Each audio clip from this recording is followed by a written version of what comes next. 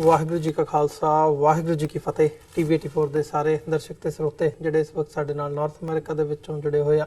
ਜਾਂ ਫਿਰ social media ਦੇ ਰਾਹੀਂ ਦੁਨੀਆ ਭਰ ਦੇ ਵਿੱਚ ਸਾਨੂੰ ਦੇਖ ਰਹੇ ਆ, ਉਹਨਾਂ ਸਾਰਿਆਂ ਦਾ ਮੈਂ ਅਮਰਵੀਰ ਸਿੰਘ ਅੱਜ ਇਸ ਪ੍ਰੋਗਰਾਮ ਦੇ ਵਿੱਚ ਤਹਿ ਦਿਲੋਂ ਸਵਾਗਤ ਕਰਦਾ। ਵਿਊਅਰਸ, ਅੱਜ ਇਸ ਹਫਤੇ ਦਾ ਅਖੀਰਲਾ ਦਿਨ ਹੈ ਤੇ ਇਸ ਹਫਤੇ ਦੀਆਂ ਜਿਹੜੀਆਂ ਅਹਿਮ ਘਟਨਾਵਾਂ ਹੈਗੀਆਂ ਨੇ, ਖਾਸ ਤੌਰ ਤੇ ਇੰਡੀਅਨ ਤੇ ਪਾਕਿਸਤਾਨੀ ਕੰਟੈਕਸਟ ਦੇ ਵਿੱਚ ਜਿਹੜੇ ਆਪਸ ਦੇ ਇਹਨਾਂ ਦੋਵਾਂ ਦੇ ਰਿਲੇਸ਼ਨਸ ਹੈਗੇ ਆ, ਉਸ ਸੰਦਰਭ ਦੇ ਵਿੱਚ ਅੱਜ ਅਸੀਂ ਇਹ ਵਿਚਾਰ ਚਰਚਾ ਲੈ ਕੇ ਤੁਹਾਡੀ ਕਚਹਿਰੀ ਦੇ ਵਿੱਚ ਹਾਜ਼ਰ ਹੋਏ ਹਾਂ।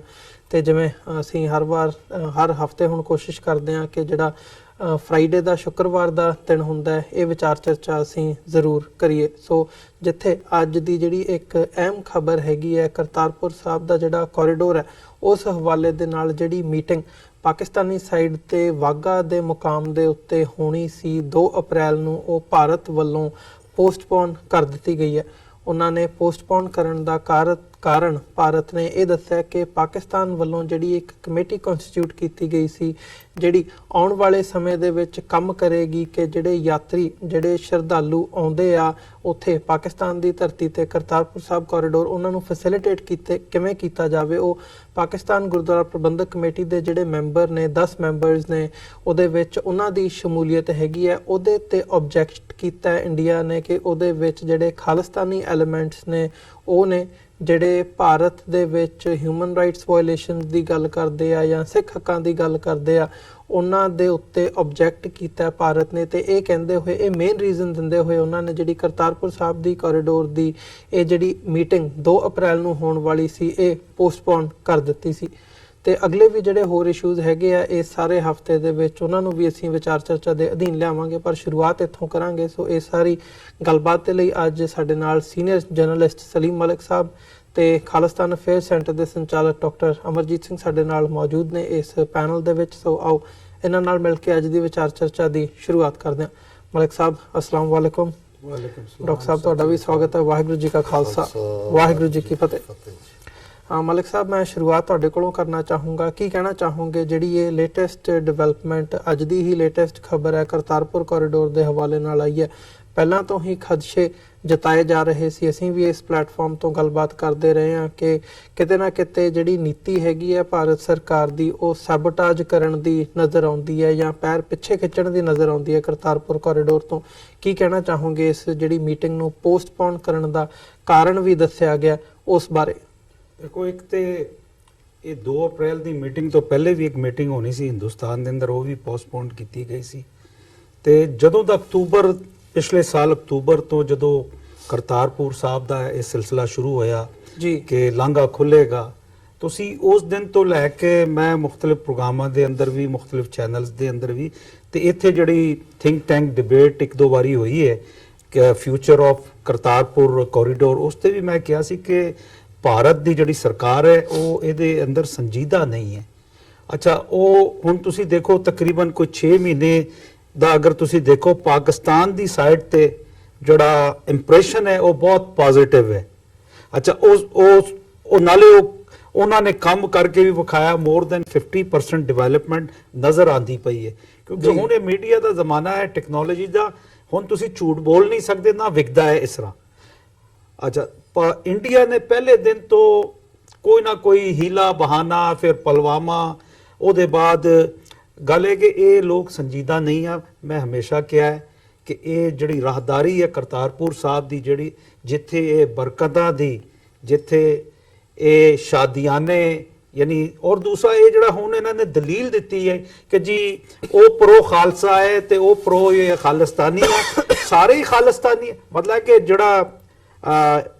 ਧਰਮ ਹੈ ਉਹਦੀ ਬੁਨਿਆਦ ਹੀ ਖਾਲਸਾ ਹੈ ਤੇ ਸਾਰੇ ਬੇਸਿਕਲੀ ਸਾਰੇ ਖਾਲਿਸਤਾਨ। ਅਗਰ ਇਹ ਆਈਡੀਓਲੋਜੀ ਸਮਝ ਨਹੀਂ ਆਉਂਦੀ ਕਿ ਇਹਨਾਂ ਨੂੰ ਜਾਂ ਤੇ ਚੈੱਕ ਐਂਡ ਬੈਲੈਂਸ ਦੇਖਣਾ ਚਾਹੀਦਾ ਹੈ ਕਿ ਇਹ ਕਿਹੜੀ ਗੱਲਾਂ ਕਰ ਰਹੇ ਆ। ਅੱਛਾ, ਫਿਰ ਸਾਨੂੰ ਇਹ ਬੰਦਾ ਪਸੰਦ ਨਹੀਂ ਆ, ਪਾਕਿਸਤਾਨੀ ਇਹ ਕਮੇਟੀ ਦੇ ਇਹ ਬੰਦੇ ਪਸੰਦ ਨਹੀਂ ਹੈ, ਮਤਲਬ ਕਿ ਤੁਸੀਂ ਸੰਜੀਦਾ ਨਹੀਂ ਹੋ। ਅੱਛਾ, ਕਿਉਂਕਿ ਮੈਂ ਹਮੇਸ਼ਾ ਇੱਕ ਗੱਲ ਕਹੀ ਹੈ ਕਿ ਅਗਰ ਤੁਸੀਂ ਦੇਖੋ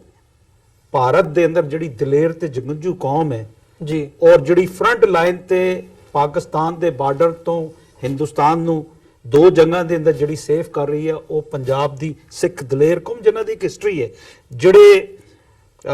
ਆਏ ਆ ਕੇ ਇੱਕਦਮ ਇੰਡੀਆ ਇੱਕ ਰਾਜ ਇੱਕ ਵਕਤ ਆਇਆ ਪੰਜਾਬ ਤੋਂ ਲੈ ਕੇ ਅਫਗਾਨਿਸਤਾਨ ਤੱਕ ਦਾ ਰਾਜ ਜਿਹੜਾ ਹੈ ਕਾਇਮ ਕੀਤਾ, ਬਹਾਦਰੀ ਦੀ ਮਿਸਾਲਾਂ ਕਾਇਮ ਕੀਤੀਆਂ। ਅੱਛਾ, ਲੇਕਿਨ ਹੋਇਆ ਕਿ ਹਮੇਸ਼ਾ ਇਹ ਦਲੇਰ ਕੌਮ ਨੂੰ ਜਾਂ ਤੇ ਅੰਗਰੇਜ਼ ਦੇ ਸਾਹਮਣੇ ਇਸਤੇਮਾਲ ਕੀਤਾ ਗਿਆ ਜਾਂ ਪਾਕਿਸਤਾਨ ਦੇ ਸਾਹਮਣੇ, ਹਮੇਸ਼ਾ ਇਹਨੂੰ ਇੱਕ ਢਾਲ ਬਣਾਇਆ ਗਿਆ ਤੇ ਔਰ ਇਹ ਢਾਲ ਬਣੀ। ਹੁਣ ਪਹਿਲੀ ਵਾਰੀ ਮੈਂ ਸਮਝਦਾ ਕਿ ਇਹ ਜਿਹੜੀ ਕੋਰੀਡੋਰ ਤੇ ਇੰਡੀਆ ਸਿਆਸਤ ਕਰ ਰਿਹਾ, ਸਿਰਫ ਇਹ ਨਹੀਂ ਚਾਹੁੰਦਾ ਕਿ ਪੰਜਾਬ ਦੇ ਲੋਕ ਜਿਹੜੇ ਆ, ਮੈਂ ਹਮੇਸ਼ਾ ਕਹਿੰਦਾ ਕਿ ਜਿਹੜੀ ਜ਼ਹਿਨੀ ਗੁਲਾਮੀ ਹੁੰਦੀ ਹੈ ਉਹੀ ਮਾਸ਼ੀ ਗੁਲਾਮੀ ਹੁੰਦੀ ਹੈ, ਉਹੀ ਸਿਆਸੀ ਗੁਲਾਮੀ ਹੁੰਦੀ ਹੈ, ਉਹੀ ਮਜ਼ਹਬੀ ਗੁਲਾਮੀ ਹੁੰਦੀ ਹੈ। ਤੇ ਇੰਡੀਆ ਦੀ ਸਰਕਾਰ ਚਾਹੇ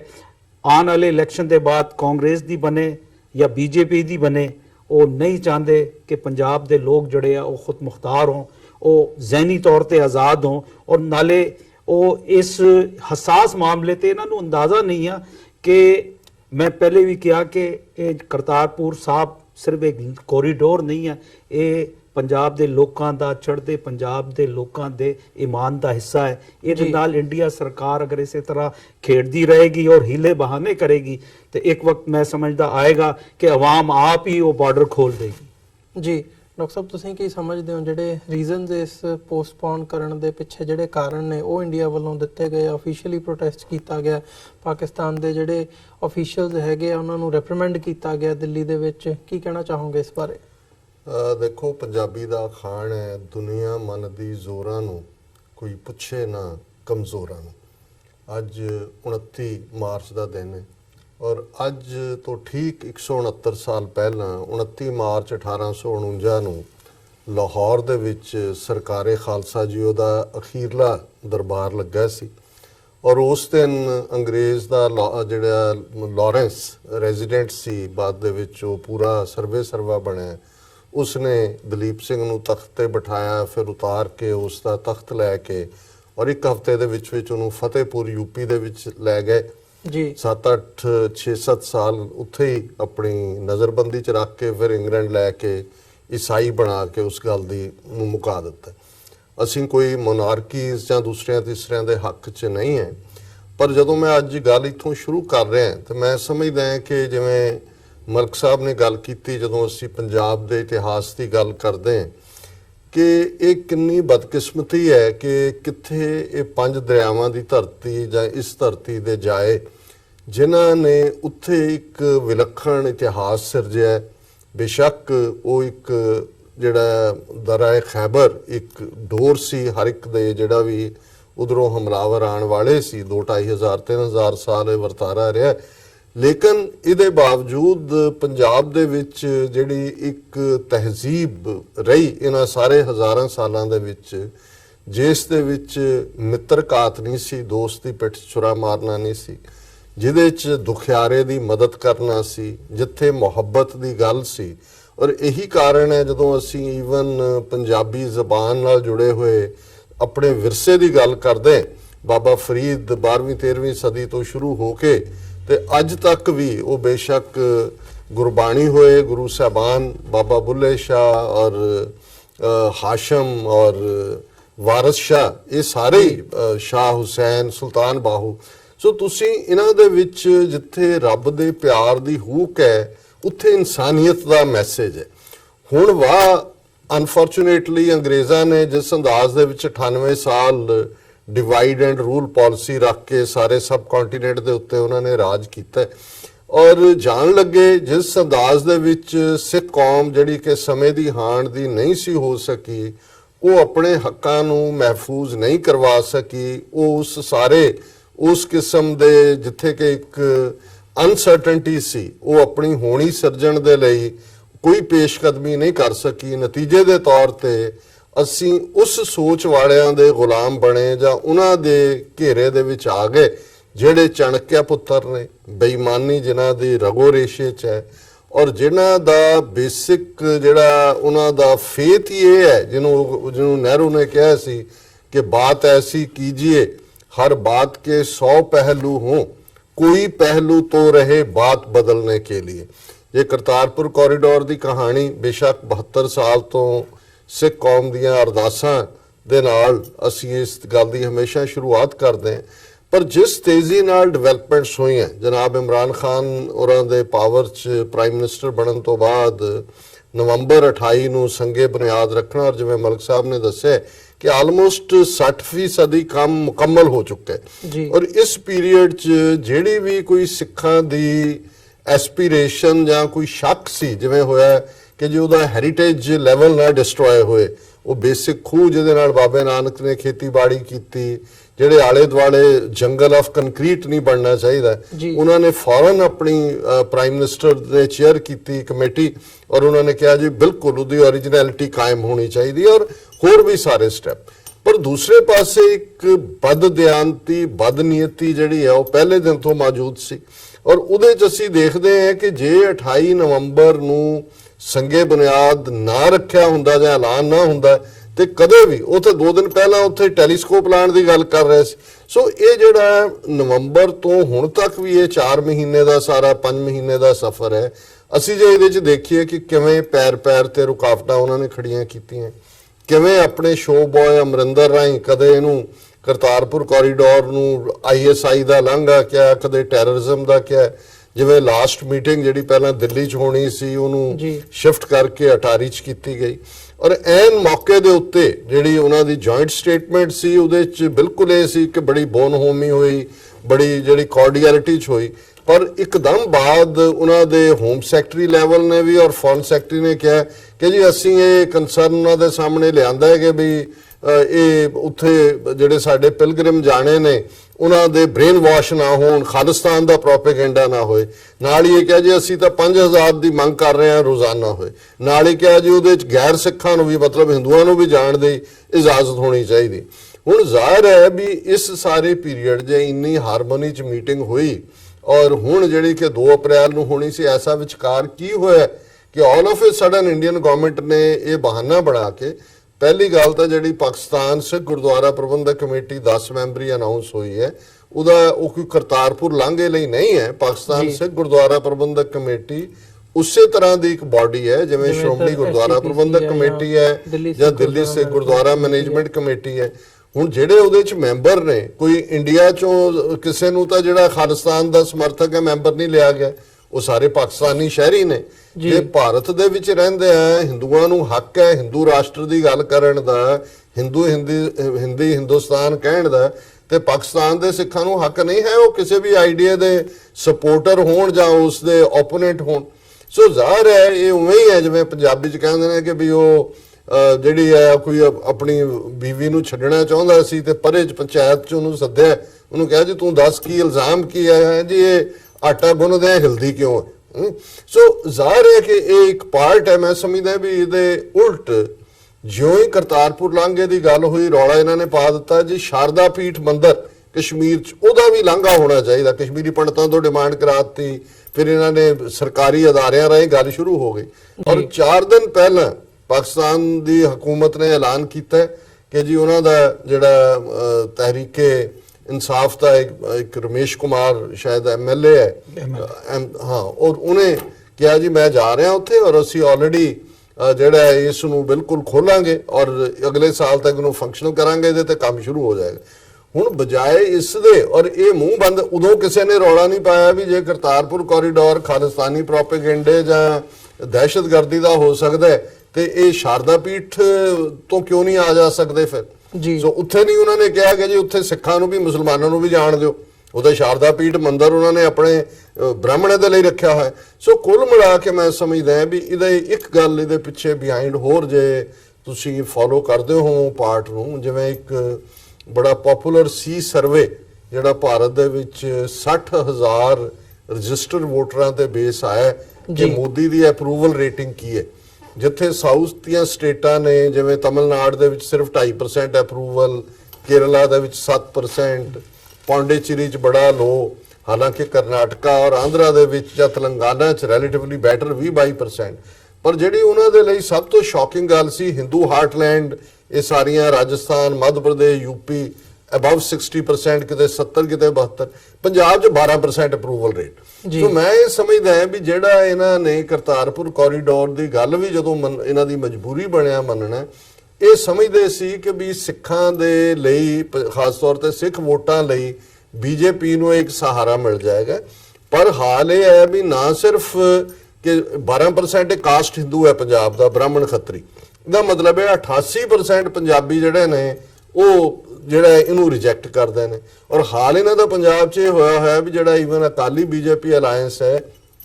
3 ਸੀਟਾਂ ਉਹਨਾਂ ਨੇ ਬੀਜੇਪੀ ਲਈ ਛੱਡੀਆਂ ਹੋਈਆਂ, ਇੱਕ ਹੁਸ਼ਿਆਰਪੁਰ ਦੀ, ਗੁਰਦਾਸਪੁਰ ਦੀ, ਅੰਮ੍ਰਿਤਸਰ ਦੀ। ਇਹਨਾਂ ਨੂੰ ਕੈਂਡੀਡੇਟ ਨਹੀਂ ਮਿਲ ਰਿਹਾ ਉੱਥੋਂ, ਕਿਉਂਕਿ ਹਾਰਨ ਦਾ ਬਿਲਕੁਲ ਬੁਰੀ ਤਰ੍ਹਾਂ, ਈਵਨ ਜਿਹੜਾ ਸਿਟਿੰਗ ਹੈ ਮੈਂਬਰ ਹੁਸ਼ਿਆਰਪੁਰ ਤੋਂ ਬੀਜੇਪੀ ਦਾ, ਜਿਹੜਾ ਮਿਨਿਸਟਰ ਵੀ ਹੈ ਵਿਜੇ ਸੰਪਲਾ, ਉਹਦੇ ਵੀ ਜਿੰਨੇ ਉੱਥੋਂ ਆਏ ਨੇ ਪੋਲ ਸਰਵੇ ਹਾਰ ਰਿਹਾ ਬੁਰੀ ਤਰ੍ਹਾਂ। ਧਰਮਿੰਦਰ ਦੇ ਮੁੰਡੇ ਸਨੀ ਦਿਓਲ ਦੀਆਂ ਮਿੰਨਤਾਂ ਕਰ ਰਹੇ ਨੇ ਕਿ ਤੂੰ ਗੁਰਦਾਸਪੁਰ ਆ ਜਾ।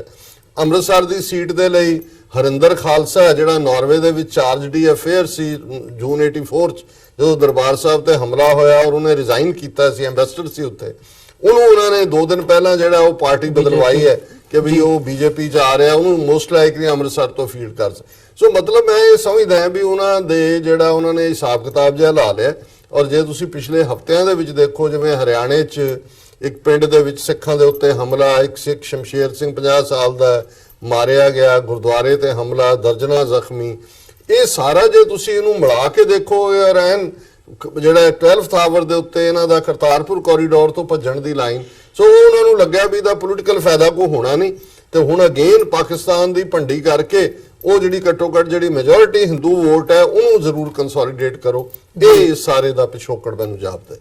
ਤੇ ਮਲਿਕ ਸਾਹਿਬ, ਤੁਸੀਂ ਇਹਦੇ 'ਚ ਕੁਝ ਐਡ ਕਰਨਾ ਚਾਹੋਗੇ? ਜੇ ਪਾਕਿਸਤਾਨ ਗੁਰਦੁਆਰਾ ਪ੍ਰਬੰਧਕ ਕਮੇਟੀ ਦੀ ਗੱਲ ਕਰਦੇ ਆ, ਮਤਲਬ ਜੇ ਉਹਨਾਂ ਨੇ ਨਹੀਂ ਪ੍ਰਬੰਧ ਕਰਨਾ ਹੈਗਾ, ਪਾਕਿਸਤਾਨ ਗੁਰਦੁਆਰਾ ਪ੍ਰਬੰਧਕ ਕਮੇਟੀ ਨੇ ਪ੍ਰਬੰਧ ਨਹੀਂ ਕਰਨਾ, ਪਾਕਿਸਤਾਨ ਦੇ ਸਿੱਖਾਂ ਨੇ ਪ੍ਰਬੰਧ ਨਹੀਂ ਕਰਨਾ, ਤੇ ਹੋਰ ਕਿਹਨੇ ਕਰਨਾ? ਮਤਲਬ ਜਿਹੜਾ ਇਹ ਆਬਜੈਕਸ਼ਨ ਰੇਜ਼ ਕੀਤਾ ਗਿਆ ਜਾਂ ਜਿਹੜੇ ਇਹਦੇ ਨਾਲ ਹੋਰ ਵੀ ਉਹ ਕੀਤੀ ਜਾਂਦੀ ਨੇ ਵੀ ਜੀ ਪਾਕਿਸਤਾਨ ਵੱਲੋਂ 500 ਜਾਂ 700 ਪਿਲਗ੍ਰਿਮਸ ਨੂੰ ਅਲਾਉ ਕੀਤਾ ਜਾ ਰਿਹਾ, ਅਸੀਂ ਡਿਮਾਂਡ ਕਰਦੇ ਹਾਂ ਵੀ ਅਸੀਂ 5000 ਤੱਕ ਦੀ ਜਿਹੜੀ ਗਿਣਤੀ ਹੈ ਉਹ ਚਾਹੁੰਦੇ ਹਾਂ ਡੇਲੀ ਪਿਲਗ੍ਰਿਮਸ ਦੀ ਹੋਵੇ। ਸੋ ਕੀ ਲੱਗਦਾ ਵੀ ਆਉਣ ਵਾਲੇ ਸਮੇਂ ਦੇ ਵਿੱਚ ਇਹਨੂੰ ਕੰਪਲੀਟਲੀ ਖਤਮ ਕੀਤਾ ਜਾ ਸਕਦਾ? ਕਰਤਾਰਪੁਰ ਕੋਰੀਡੋਰ ਤੋਂ ਬਿਲਕੁਲ ਭੱਜ ਸਕਦੀ ਹੈ ਭਾਰਤ ਦੀ ਸਰਕਾਰ? ਦੇਖੋ, ਪਹਿਲੀ ਗੱਲ ਇਹ ਕਿ ਜਦੋਂ ਪ੍ਰਾਹੁਣੇ ਆਉਂਦੇ ਆ ਤੇ ਪ੍ਰਾਹੁਣਿਆਂ ਦੀ ਆਪਣੀ ਮਰਜ਼ੀ ਅਮੂਮਨ ਨਹੀਂ ਹੁੰਦੀ ਕਿ ਉਹਨਾਂ ਨੂੰ ਜਿਹੜਾ ਬੰਦਾ ਸਰਵ ਕਰ ਰਿਹਾ, ਹੋਸਟ ਕਰ ਰਿਹਾ, ਉਹਨਾਂ ਨੂੰ ਕੀ ਖਵਾਏਗਾ। ਅੱਛਾ, ਹੁਣ ਜਿਹੜੇ ਪਾਕਿਸਤਾਨ ਦੇ ਅੰਦਰ ਜਿਹੜੀ ਕਮੇਟੀ ਬਣੀ ਹੋਈ ਹੈ, ਤੁਸੀਂ ਅਗਰ ਉਹਨੂੰ ਤਸਲੀਮ ਨਹੀਂ ਕਰਦੇ ਤੇ ਅੱਗੇ ਗੱਲ ਕਿਸ ਤਰ੍ਹਾਂ ਤੁਰੇਗੀ? ਪਹਿਲੀ ਗੱਲ ਇਹ ਹੈ। ਦੂਸਰੀ ਗੱਲ ਇਹ ਆ ਕਿ ਇਹਨਾਂ ਨੂੰ ਇਹ ਮੈਂ ਫਿਰ ਕਹਿੰਦਾ ਕਿ ਇਹ ਸਿਰਫ ਕੋਸ਼ਿਸ਼ ਕਰ ਰਹੇ ਆ ਕਿ ਕਿਸੇ ਤਰ੍ਹਾਂ ਇਲੈਕਸ਼ਨ ਤੱਕ ਇਹਨੂੰ ਲਗਾਉਣ, ਉਹਦੇ ਬਾਅਦ ਜਿਹੜੀ ਵੀ ਗਵਰਨਮੈਂਟ ਆਏਗੀ, ਉਹ ਚਾਹੇ ਉਹ ਬੀਜੇਪੀ ਦੀ ਹੋਏ ਜਾਂ ਕਾਂਗਰਸ ਦੀ ਹੋਏ, ਇਹ ਸੀਰੀਅਸ ਹੀ ਨਹੀਂ ਹੈ। ਜੇ ਨਹੀਂ ਚਾਹੁੰਦੇ ਇਹ ਸਰਕਾਰ, ਇਹ ਬਾਟਮ ਲਾਈਨ ਹੈ ਕਿ ਇਹ ਚਾਹੁੰਦੇ ਹੀ ਨਹੀਂ। ਔਰ ਦੂਸਰਾ, ਗਿਣਤੀ 500, ਮੈਂ ਕਹਿੰਦਾ ਅਗਰ ਤੁਸੀਂ ਮੇਰੇ ਕੋਲੋਂ ਪੁੱਛੋ, ਮੈਂ ਕਹਾਂਗਾ ਕਿ ਉਹਨੂੰ ਰਾਤ ਦੌਰ ਨੂੰ ਇਦਾਂ ਖੋਲੋ ਕਿ ਲੋਕ 5000 ਕੀ 5 ਲੱਖ ਬੰਦਾ ਆਏ ਤੇ ਜਾਏ।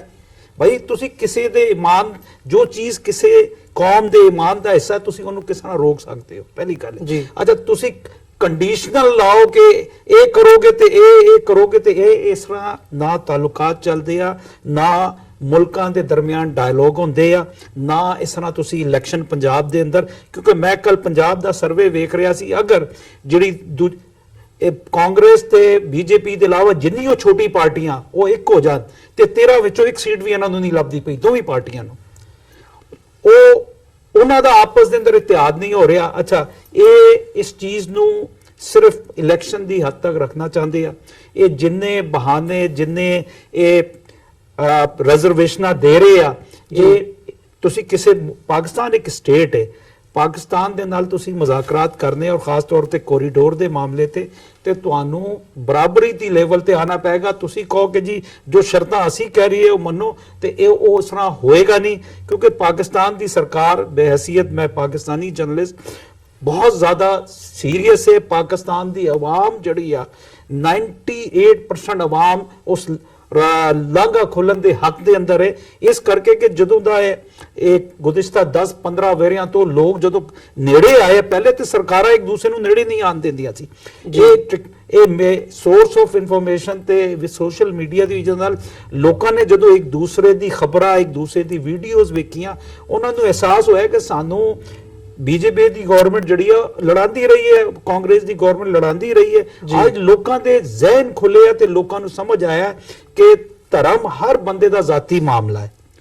ਲੇਕਿਨ ਬੋਲੀ ਜਿਹੜੀ ਆ ਉਹ ਲੋਕਾਂ ਨੂੰ ਜੋੜਦੀ ਹੈ। ਕਲਚਰ, ਪੰਜਾਬ ਦਾ ਕਲਚਰ ਜਿਹੜਾ ਸੀ ਪੰਜਾਬ ਦੇ ਅੰਦਰ ਹਮੇਸ਼ਾ ਇਹ ਹੋਇਆ ਕਿ ਪੰਜਾਬੀ ਇਸਤੇਮਾਲ ਹੋਇਆ ਅਸੀਂ ਅੰਗਰੇਜ਼ਾਂ ਨੂੰ ਵੀ ਅਗਰ ਉੱਥੇ 100 ਸਾਲ ਹਕੂਮਤ ਕਰ ਗਿਆ ਉਹਦੀ ਵਜ੍ਹਾ ਸੀ ਕਿ ਪੰਜਾਬ ਦੇ ਲੋਕ ਜਿਹੜੇ ਫੌਜ ਦੇ ਅੰਦਰ ਜਾਂਦੇ ਸੀ ਗੁਰਬਤ ਦੀ ਵਜ੍ਹਾ ਨਾਲ ਅਸੀਂ ਅਫਗਾਨੀਆਂ ਦੇ ਸਾਹਮਣੇ ਅਗਰ ਕੋਈ ਕੌਮ ਸੀਸਾ ਪਲਾਈ ਦੀਵਾਰ ਖੜੀ ਹੋਈ ਉਹ ਵੀ ਪੰਜਾਬੀ ਸੀ ਤੇ ਇਹ ਸਾਰੀ ਜਿਹੜੀ ਇੱਕ ਇਤਿਹਾਸ ਹੈ ਉਹਨੂੰ ਤੁਸੀਂ ਇਗਨੋਰ ਨਹੀਂ ਕਰ ਸਕਦੇ ਲੇਕਿਨ ਮੈਂ ਫਿਰ ਕਹਾਂਗਾ ਕਿ ਇਹ ਸਾਰੇ ਹੀਲੇ ਬਹਾਨੇ ਆ ਕਿ ਉਹ ਨਹੀਂ ਚਾਹੁੰਦੇ ਕਿ ਪੰਜਾਬ ਦੇ ਲੋਕ ਜਿਹੜੀ ਆ ਉਸ ਮਜ਼ਹਬੀ ਖੁਸ਼ਹਾਲੀ ਦੀ ਤਰਫ ਜਾਣ ਜਿਹੜਾ ਉਹਨਾਂ ਦਾ ਦਿਲ ਕਰਦਾ ਹੈ ਇਹੀ ਵਜ੍ਹਾ ਹੈ ਕਿ ਇਹ तमाम ਚੀਜ਼ਾਂ ਮੁਜ਼ਾਕਰਾਤ ਨੂੰ ਡਿਲੇ ਨਹੀਂ ਕਰ ਰਹੇ ਇਹ ਸੰਜੀਦਾ ਹੀ ਨਹੀਂ ਆ ਜੀ ਡਾਕਟਰ ਸਾਹਿਬ ਜਿਹੜਾ ਮਲਿਕ ਸਾਹਿਬ ਨੇ ਪੁਆਇੰਟ ਰੇਜ਼ ਕੀਤਾ ਹੈ ਵੀ ਦੋਵੇਂ ਪੰਜਾਬਾਂ ਦੀ ਆਪਸੀ ਸਾਂਝ ਸਿੱਖਾਂ ਤੇ ਮੁਸਲਮਾਨਾਂ ਦੀ ਜਿਹੜੀ ਆਪਸੀ ਸਾਂਝ ਹੈਗੀ ਹੈ ਬੌਂਡ ਹੈ ਪਿਛਲੇ ਸਮੇਂ ਦੇ ਵਿੱਚ ਤੇ ਖਾਸ ਤੌਰ ਤੇ ਕਰਤਾਰਪੁਰ ਕੋਰੀਡੋਰ ਦੇ ਇਨੀਸ਼ੀਏਟਿਵ ਤੋਂ ਬਾਅਦ ਜਿਵੇਂ ਦਾ ਮਾਹੌਲ ਬਣਿਆ ਉਹ ਬੜੀ ਨਜ਼ਦੀਕੀ ਦੇਖਣ ਦੇ ਵਿੱਚ ਮਿਲ ਰਹੀ ਹੈ ਆਪਸੀ ਜਿਹੜੇ ਰਿਲੇਸ਼ਨਸ ਹੈਗੇ ਆ ਦੋਵੇਂ ਪਾਸੇ ਦੇ ਜਿਹੜੇ ਲੋਕ ਨੇ ਉਹ ਆਪਸ ਦੇ ਵਿੱਚ ਪਿਆਰ ਵੰਡ ਰਹੇ ਆ ਸੋ ਕੀ ਇਹ ਕਿਹਾ ਜਾ ਸਕਦਾ ਹੈ ਜਾਂ ਇਹਦੇ ਪਿੱਛੇ ਕੀ ਕਾਰਨ ਕੀ ਸਮਝਦੇ ਹੋ ਕਿ ਇਹ ਜਿਹੜੀ ਆਪਸੀ ਸਾਂਝ ਹੈਗੀ ਹੈ ਉਹ ਭਾਰਤ ਦੀ ਸਰਕਾਰ ਨੂੰ ਵਫਾ ਨਹੀਂ ਖਾ ਰਹੀ ਜਾਂ ਉਹਨਾਂ ਨੂੰ ਇਹ ਮਨਜ਼ੂਰ ਨਹੀਂ ਹੋ ਰਹੀ ਦੇਖੋ ਮੈਂ ਥੋੜਾ ਜਿਹਾ ਇਸ ਤੋਂ ਵੀ ਬਿਯੋਂਡ ਜਾਵਾਂਗਾ ਮੈਂ ਦੋਵਾਂ ਪੰਜਾਬਾਂ ਦੀ ਥਾਂ ਤੇ ਵੀ ਮੈਂ ਇਹ ਗੱਲ ਕਰਾਂਗਾ ਕਿ ਪਿਛਲੇ ਆਲਮੋਸਟ ਇਹਨਾਂ 5 ਮਹੀਨਿਆਂ ਦੇ ਵਿੱਚ ਕਿਉਂਕਿ ਅਸੀਂ ਸੱਚੋ ਸੱਚ ਪ੍ਰੋਗਰਾਮ ਟੀਵੀ 84 ਤੇ ਰਨ ਕਰਦੇ ਹਾਂ ਔਰ ਮੈਂ ਦੇਖ ਸਕਦਾ ਹਾਂ ਕਿ ਕਿੰਨੀ ਵੱਡੀ ਗਿਣਤੀ 'ਚ ਸਾਡੇ ਪਾਕਿਸਤਾਨੀ ਭੈਣ ਭਰਾ ਜਿਹੜੇ ਕਿ ਸਿੱਖ ਕੌਮ ਦੇ ਦਰਦ ਨੂੰ ਮਹਿਸੂਸ ਕਰਦੇ ਸਨ ਪਰ ਬਹੁਤ ਸਾਰੇ ਫੈਕਟ ਉਹਨਾਂ ਨੂੰ ਪਤਾ ਨਹੀਂ ਸੀ ਜਿਸ ਮੁਹੱਬਤ ਦੇ ਨਾਲ ਹਰ ਪਾਕਿਸਤਾਨੀ ਨੇ ਆਪਣਾ ਦਿਲ ਸਿੱਖਾਂ ਦੇ ਲਈ ਖੋਲ੍ਹਿਆ ਔਰ ਇਹ ਇੱਥੇ ਅਸੀਂ ਬਾਹਰ ਬੈਠੇ ਹਾਂ ਉਹਨੂੰ ਮਹਿਸੂਸ ਕਰ ਸਕਦੇ ਹਾਂ ਔਰ ਈਵਨ ਉਸ ਧਰਤੀ ਤੋਂ ਲਾਹੌਰ ਹੋਏ ਰਾਵਲਪਿੰਡੀ ਹੋਏ ਕੋਇਟਾ ਹੋਏ ਪੇਸ਼ਾਵਰ ਹੋਏ ਸਾਨੂੰ ਲਿਖਤਾਂ ਮਿਲਦੀਆਂ ਨੇ ਸੋ ਮੈਂ ਸਮਝਦਾ ਵੀ ਇੰਡੀਅਨ ਗਵਰਨਮੈਂਟ ਨੇ ਜਿਹਨਾਂ ਔਰ ਜੇ ਇਸ ਤੋਂ ਵੀ ਮੈਂ ਬਿਯੋਂਡ ਕਹਾਂ ਕਿ ਜਿਹੜੀ ਹਿੰਦੂਤਵਾਦੀ ਸੋਚ ਰਹੀ ਹੈ ਇਹਨਾਂ ਨੇ ਬੜੀ ਚਲਾਕੀ ਦੇ ਨਾਲ ਇਹਨਾਂ ਦੋਨਾਂ ਕੌਮਾਂ ਨੂੰ ਸਿੱਖਾਂ ਔਰ ਮੁਸਲਮਾਨਾਂ ਨੂੰ ਇੱਕ ਦੂਜੇ ਦੇ ਗਲ ਪਵਾ ਕੇ ਰੱਖਿਆ 47 ਦਾ ਪਾਰਟ ਜਿਹੜਾ ਸਾਹਮਣੇ ਕਿਸ ਕਿਸਮ ਦੀ ਜਿਹੜੀ ਹੈ ਉਹ ਹੈਵਾਨੀਅਤ ਦਾ ਪ੍ਰਗਟਾਵਾ ਦੋਨੋਂ ਪਾਸਿਓਂ ਹੋਇਆ ਲੇਕਿਨ ਜੇ ਤੁਸੀਂ ਉਹਦੀ ਜੜ 'ਚ ਜਾ ਕੇ ਦੇਖੋਗੇ ਵੀ ਉਹ ਕੌਣ ਨੇ ਔਰ ਇਹਦੇ ਨਾਲ ਜਿਹੜਾ ਇੱਕ ਮੁਹੱਬਤ ਦਾ ਆਲਮ ਬੜ ਗਿਆ ਉਹ ਸਾਰੀ ਸਾਊਥ ਏਸ਼ੀਆ ਦੀ ਫਿਜ਼ਾ 'ਚ ਨਹੀਂ ਦੁਨੀਆ ਭਰ ਦੇ ਅੰਦਰ ਇਸ ਗੱਲ ਨੇ ਇਹਨਾਂ ਨੂੰ ਬਹੁਤ ਬੁਰੀ ਤਰ੍ਹਾਂ ਘਬਰਾ ਦਿੱਤਾ ਕਿ ਇੰਨੀ ਗੁੱਡਵਿਲ ਔਰ ਮੈਂ ਸਮਝਦਾ ਕਿ ਇਸ ਸਭ ਦਾ ਨਤੀਜਾ ਹੈ ਕਿ ਵੀ ਇਹਨਾਂ ਨੇ ਜਿਵੇਂ ਮਲਕ ਸਾਹਿਬ ਨੇ ਕਿਹਾ ਕਿ ਸੰਜੀਦਾ ਤਾਂ ਇਹ ਪਹਿਲੇ ਦਿਨ ਤੋਂ ਹੀ ਨਹੀਂ ਸੀ ਲੇਕਿਨ ਇਹਨਾਂ ਨੂੰ ਇਹ ਲੱਗਦਾ ਸੀ ਕਿ ਵੀ ਸਿੱਖ ਵੀ ਅੱਖਾਂ ਖੋਲ ਕੇ ਹੁਣ ਬੈਠੇ ਨੇ ਜੇ ਬਿਲਕੁਲ ਨਾ ਕਰਦੇ ਜਾਂ ਬਿਲਕੁਲ ਜਿਹੜਾ ਉਹਨੂੰ ਬੰਦ ਕਰ ਦੇਣ ਬਿਨਾਂ ਕੋਈ ਆਨਾ ਬਹਾਨਾ ਲੱਭੇ ਫਿਰ ਫੁੱਲੀ ਐਕਸਪੋਜ਼ ਤਾਂ ਹੁਣ ਵੀ ਹੋਣਗੇ ਹੋਰ ਵੀ ਲੇਕਿਨ ਇਹਦੇ 'ਚ ਕੋਈ ਸ਼ੱਕ ਨਹੀਂ ਹੈ ਕਿ ਇਹ ਜਿਹੜਾ ਪਾਰਟ ਹੈ ਦੋਨਾਂ ਕੌਮਾਂ ਦਾ ਨੇੜੇ ਆਣਾ ਔਰ ਭਵਿੱਖ ਦੇ ਵਿੱਚ ਜਦੋਂ ਅਸੀਂ ਇਹ ਗੱਲ ਦਾਅਵੇ ਨਾਲ ਕਹਿੰਦੇ ਔਰ ਪਾਕਿਸਤਾਨੀਆਂ ਨੇ ਵੀ ਇਹ ਮਹਿਸੂਸ ਕੀਤਾ ਵੀ 72 ਸਾਲ ਅਸੀਂ ਦੇਖ ਲਿਆ ਇੰਡੀਆ ਦੇ ਗਵਾਂਢੀ ਬਣ ਕੇ ਖਾਲਿਸਤਾਨ ਹੋਣ ਚਾਹੇ ਅਸੀਂ ਖਾਲਿਸਤਾਨ ਦੇ ਗਵਾਂਢੀ ਹਮਸਾਏ ਹੋਣਾ ਕਿਤੇ ਪਸੰਦ ਕਰਦੇ ਕਿਉਂਕਿ ਸਾਡਾ ਬਹੁਤ ਕੁਝ ਸਾਂਝ ਹੈ ਸੋ ਮੈਂ ਸਮਝਦਾ ਵੀ ਇਸ ਗੱਲ ਨੇ ਉਹਨਾਂ ਦੀਆਂ ਏਜੰਸੀਆਂ ਨੂੰ ਰੈਟਲ ਕਰ ਦਿੱਤਾ ਹੈ ਕਿ ਵੀ ਇਹਨਾਂ ਦਾ ਜਿਹੜਾ ਸਾਰਾ ਏਜੰਡਾ ਹੈ ਉਹ ਕਿਤੇ ਦਾ ਕਿਤੇ ਜਾ ਕੇ ਡਿੱਗਿਆ ਔਰ ਇਹ ਦੋਨੋਂ ਕੌਮਾਂ ਸਿੱਖ ਔਰ ਮੁਸਲਮਾਨ ਔਰ ਸਿੱਖ ਔਰ ਪਾਕਿਸਤਾਨੀ ਇੱਕ ਦੂਜੇ ਦੇ ਬਹੁਤ ਨੇੜੇ ਆਏ ਨੇ ਜਜ਼ਬਾਤੀ ਤੌਰ ਤੇ ਜੀ ਬਿਲਕੁਲ ਜਿਵੇਂ ਇਹ ਆਪਸੀ ਸਾਂਝ ਦੀ ਗੱਲ ਕਰ ਰਹੇ ਹਾਂ ਸਿੱਖਾਂ ਤੇ ਮੁਸਲਮਾਨਾਂ ਦੀ ਇਹਦੀ ਇੱਕ ਉਦਾਹਰਣ ਪਿਛਲੇ ਦਿਨਾਂ ਦੇ ਵਿੱਚ ਕਸ਼ਮੀਰ ਦੇ ਹਵਾਲੇ ਨਾਲ ਵੀ ਦੇਖਣ ਨੂੰ ਮਿਲੀ ਹੈ ਜਿਵੇਂ ਕਸ਼ਮੀਰ ਦੇ ਵਿੱਚ ਜਿਹੜਾ ਇਹ ਮਾਹੌਲ ਬਣਿਆ ਜਾਂ ਕਸ਼ਮੀਰੀ ਸਟੂਡੈਂਟਸ ਹੋਣ ਵਪਾਰੀ ਹੋਣ ਉਹ ਭਾਰਤ ਭਰ ਦੇ ਵਿੱਚ ਮੌਜੂਦ ਸੀ ਕਿਵੇਂ ਪੁਲਵਾਮਾ ਹਮਲੇ ਤੋਂ ਬਾਅਦ ਉਹਨਾਂ ਤੇ ਅਟੈਕ ਸ਼ੁਰੂ ਹੋਏ ਤੇ ਸਿੱਖ ਨੌਜਵਾਨਾਂ ਨੇ ਉਹਨਾਂ ਸਟੂਡੈਂਟਸ ਨੂੰ ਉਹਨਾਂ ਵਪਾਰੀਆਂ ਨੂੰ ਉੱਥੋਂ ਸੇਫਲੀ ਵੱਖ-ਵੱਖ ਸ਼ਹਿਰਾਂ ਦੇ ਵਿੱਚੋਂ ਦਿੱਲੀ ਜਾਂ ਜਿਹੜੀਆਂ ਹੋਰ ਸਟੇਟਾਂ ਹੈਗੀਆਂ ਨੇ ਉਹਨਾਂ ਦੇ ਵਿੱਚੋਂ ਕੱਢ ਕੇ ਕਸ਼ਮੀਰ ਵਾਪਸ ਉਹਨਾਂ ਦੇ ਘਰਾਂ ਤੱਕ ਪਹੁੰਚਾਇਆ ਤੇ ਕਿਵੇਂ ਫਿਰ ਕਸ਼ਮੀਰੀਆਂ ਨੇ ਉਸ ਪਿਆਰ ਨੂੰ ਰਿਸਪੌਂਡ ਵੀ ਕੀਤਾ ਤੇ ਉਸੇ ਸਪਿਰਿਟ ਦੇ ਵਿੱਚ ਉਹਨਾਂ ਨੇ ਵਾਪਸ ਜਿਹੜਾ ਹੈਗਾ ਉਹ ਰਿਸਪੌਂਡ ਕੀਤਾ ਨਹੀਂ ਮੈਂ ਇਹਦੇ 'ਚ ਕਹਿਣਾ ਚਾਹੁੰਦਾ ਹਾਲਾਂ ਕੋਈ ਸ਼ੇਖ ਅਬਦੁੱਲਾ ਫੈਮਿਲੀ ਕੋਈ ਆਈਡੀਅਲ ਫੈਮਿਲੀ ਨਹੀਂ ਹੈ ਜੋ ਬਾਦਲਾਂ ਦਾ ਜਾਂ ਅਮਰਿੰਦਰ ਦਾ ਰੋਲ ਪੰਜਾਬ 'ਚ ਹੈ ਉਹੀ ਉਹਨਾਂ ਦਾ ਲੇਕਿਨ